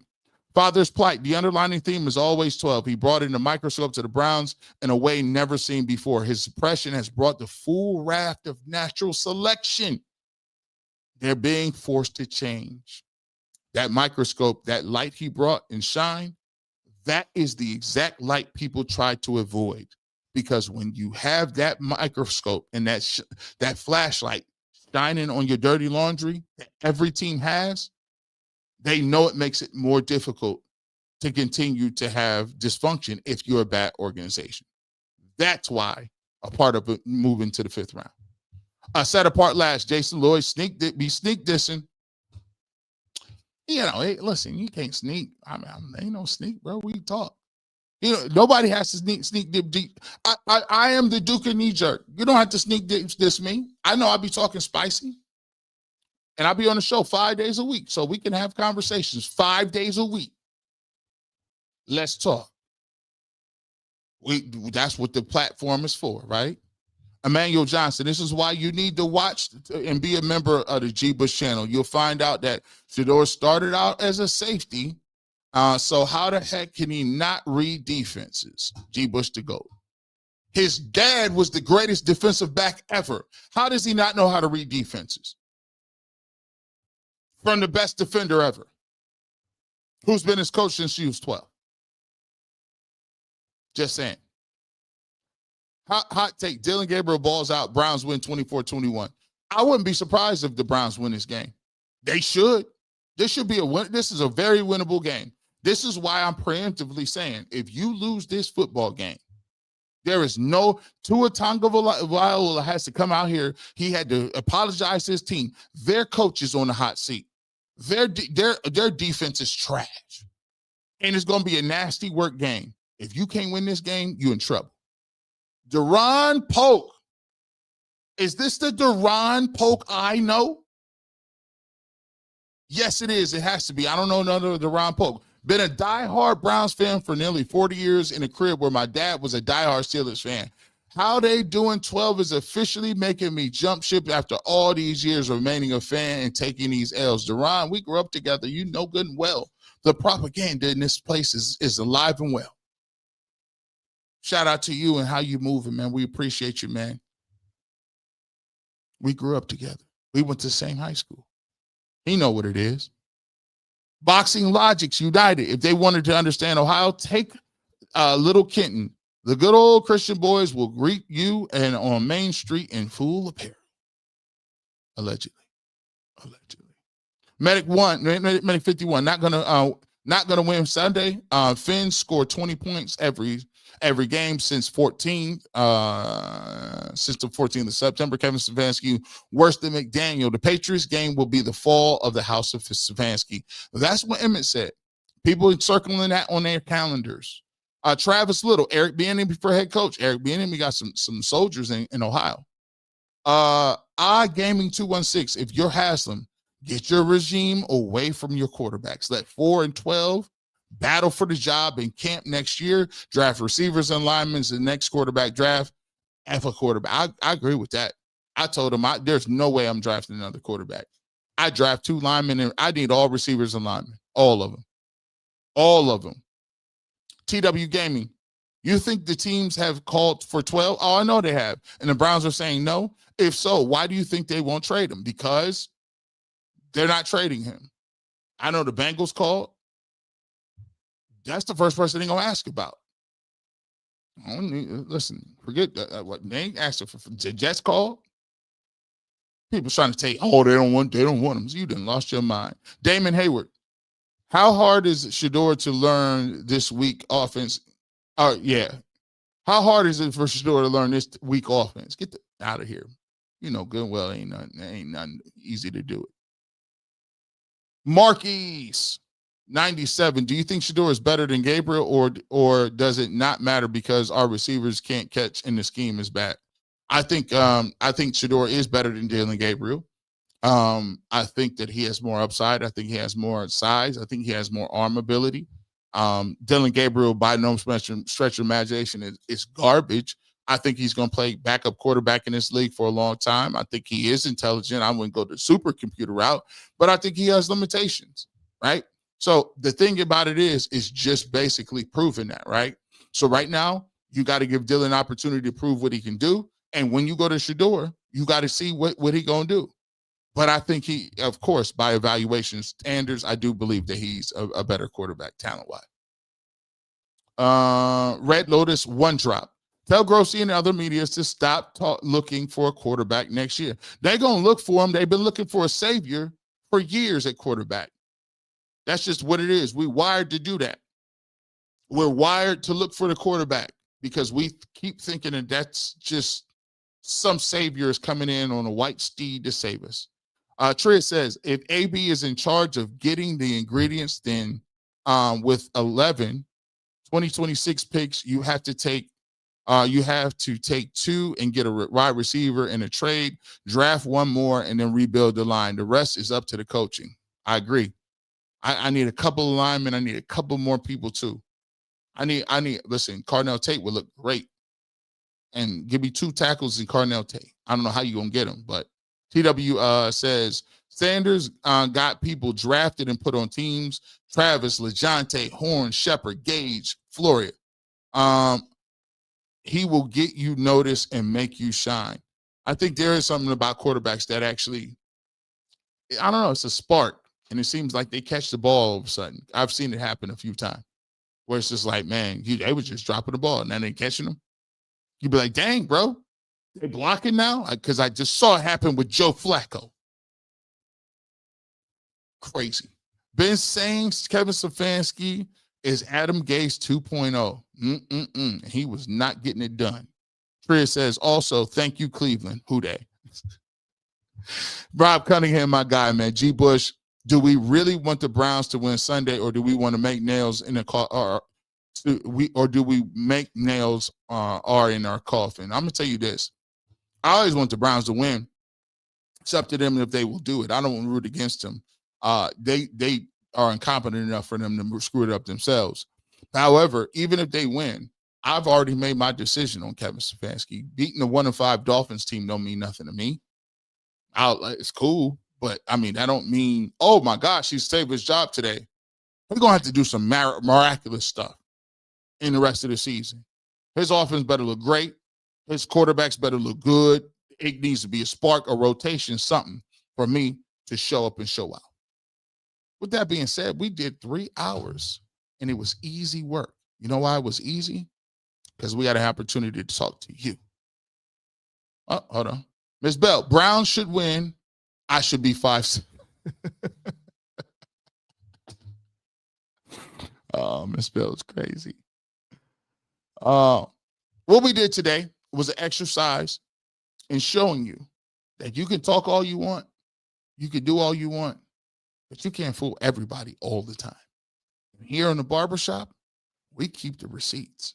If you want to you have a fresh take on sports, see back there, I'll always keep the clippers with me, no matter what. If you want to be a member, pull up on us. We got you. Links in the description. We're going to continue rolling. Make sure you come back.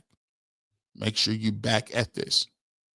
Make sure you are back. Hit that like button. That's good enough. We're going to be back coming up tomorrow. Browns postgame, UCSS postgame. 2 biggest postgame shows in the game. You know me, Mikey McNuggets. Make sure you check it out. Earl to Pearl. We be cooking. Then you come right back on over here to the barbershop. We give you another one. The best in the game. Hold on, we ain't done yet. Y'all still be sending. We get everybody in. Boxing Logics United 5 point. Thank you so much for the super chat. $5 super chat. Myles' statement was defending the character of his teammates. That's the leadership they asking for, right? I like that. I like that. With that being said, you never know where Jubilee might show up, radio, television, or internet. But if you want the fresh cut on sports, the barbershop is always here. Have a good rest of your Saturday afternoon. Watch some sports, eat some good food, and be back here on Sunday.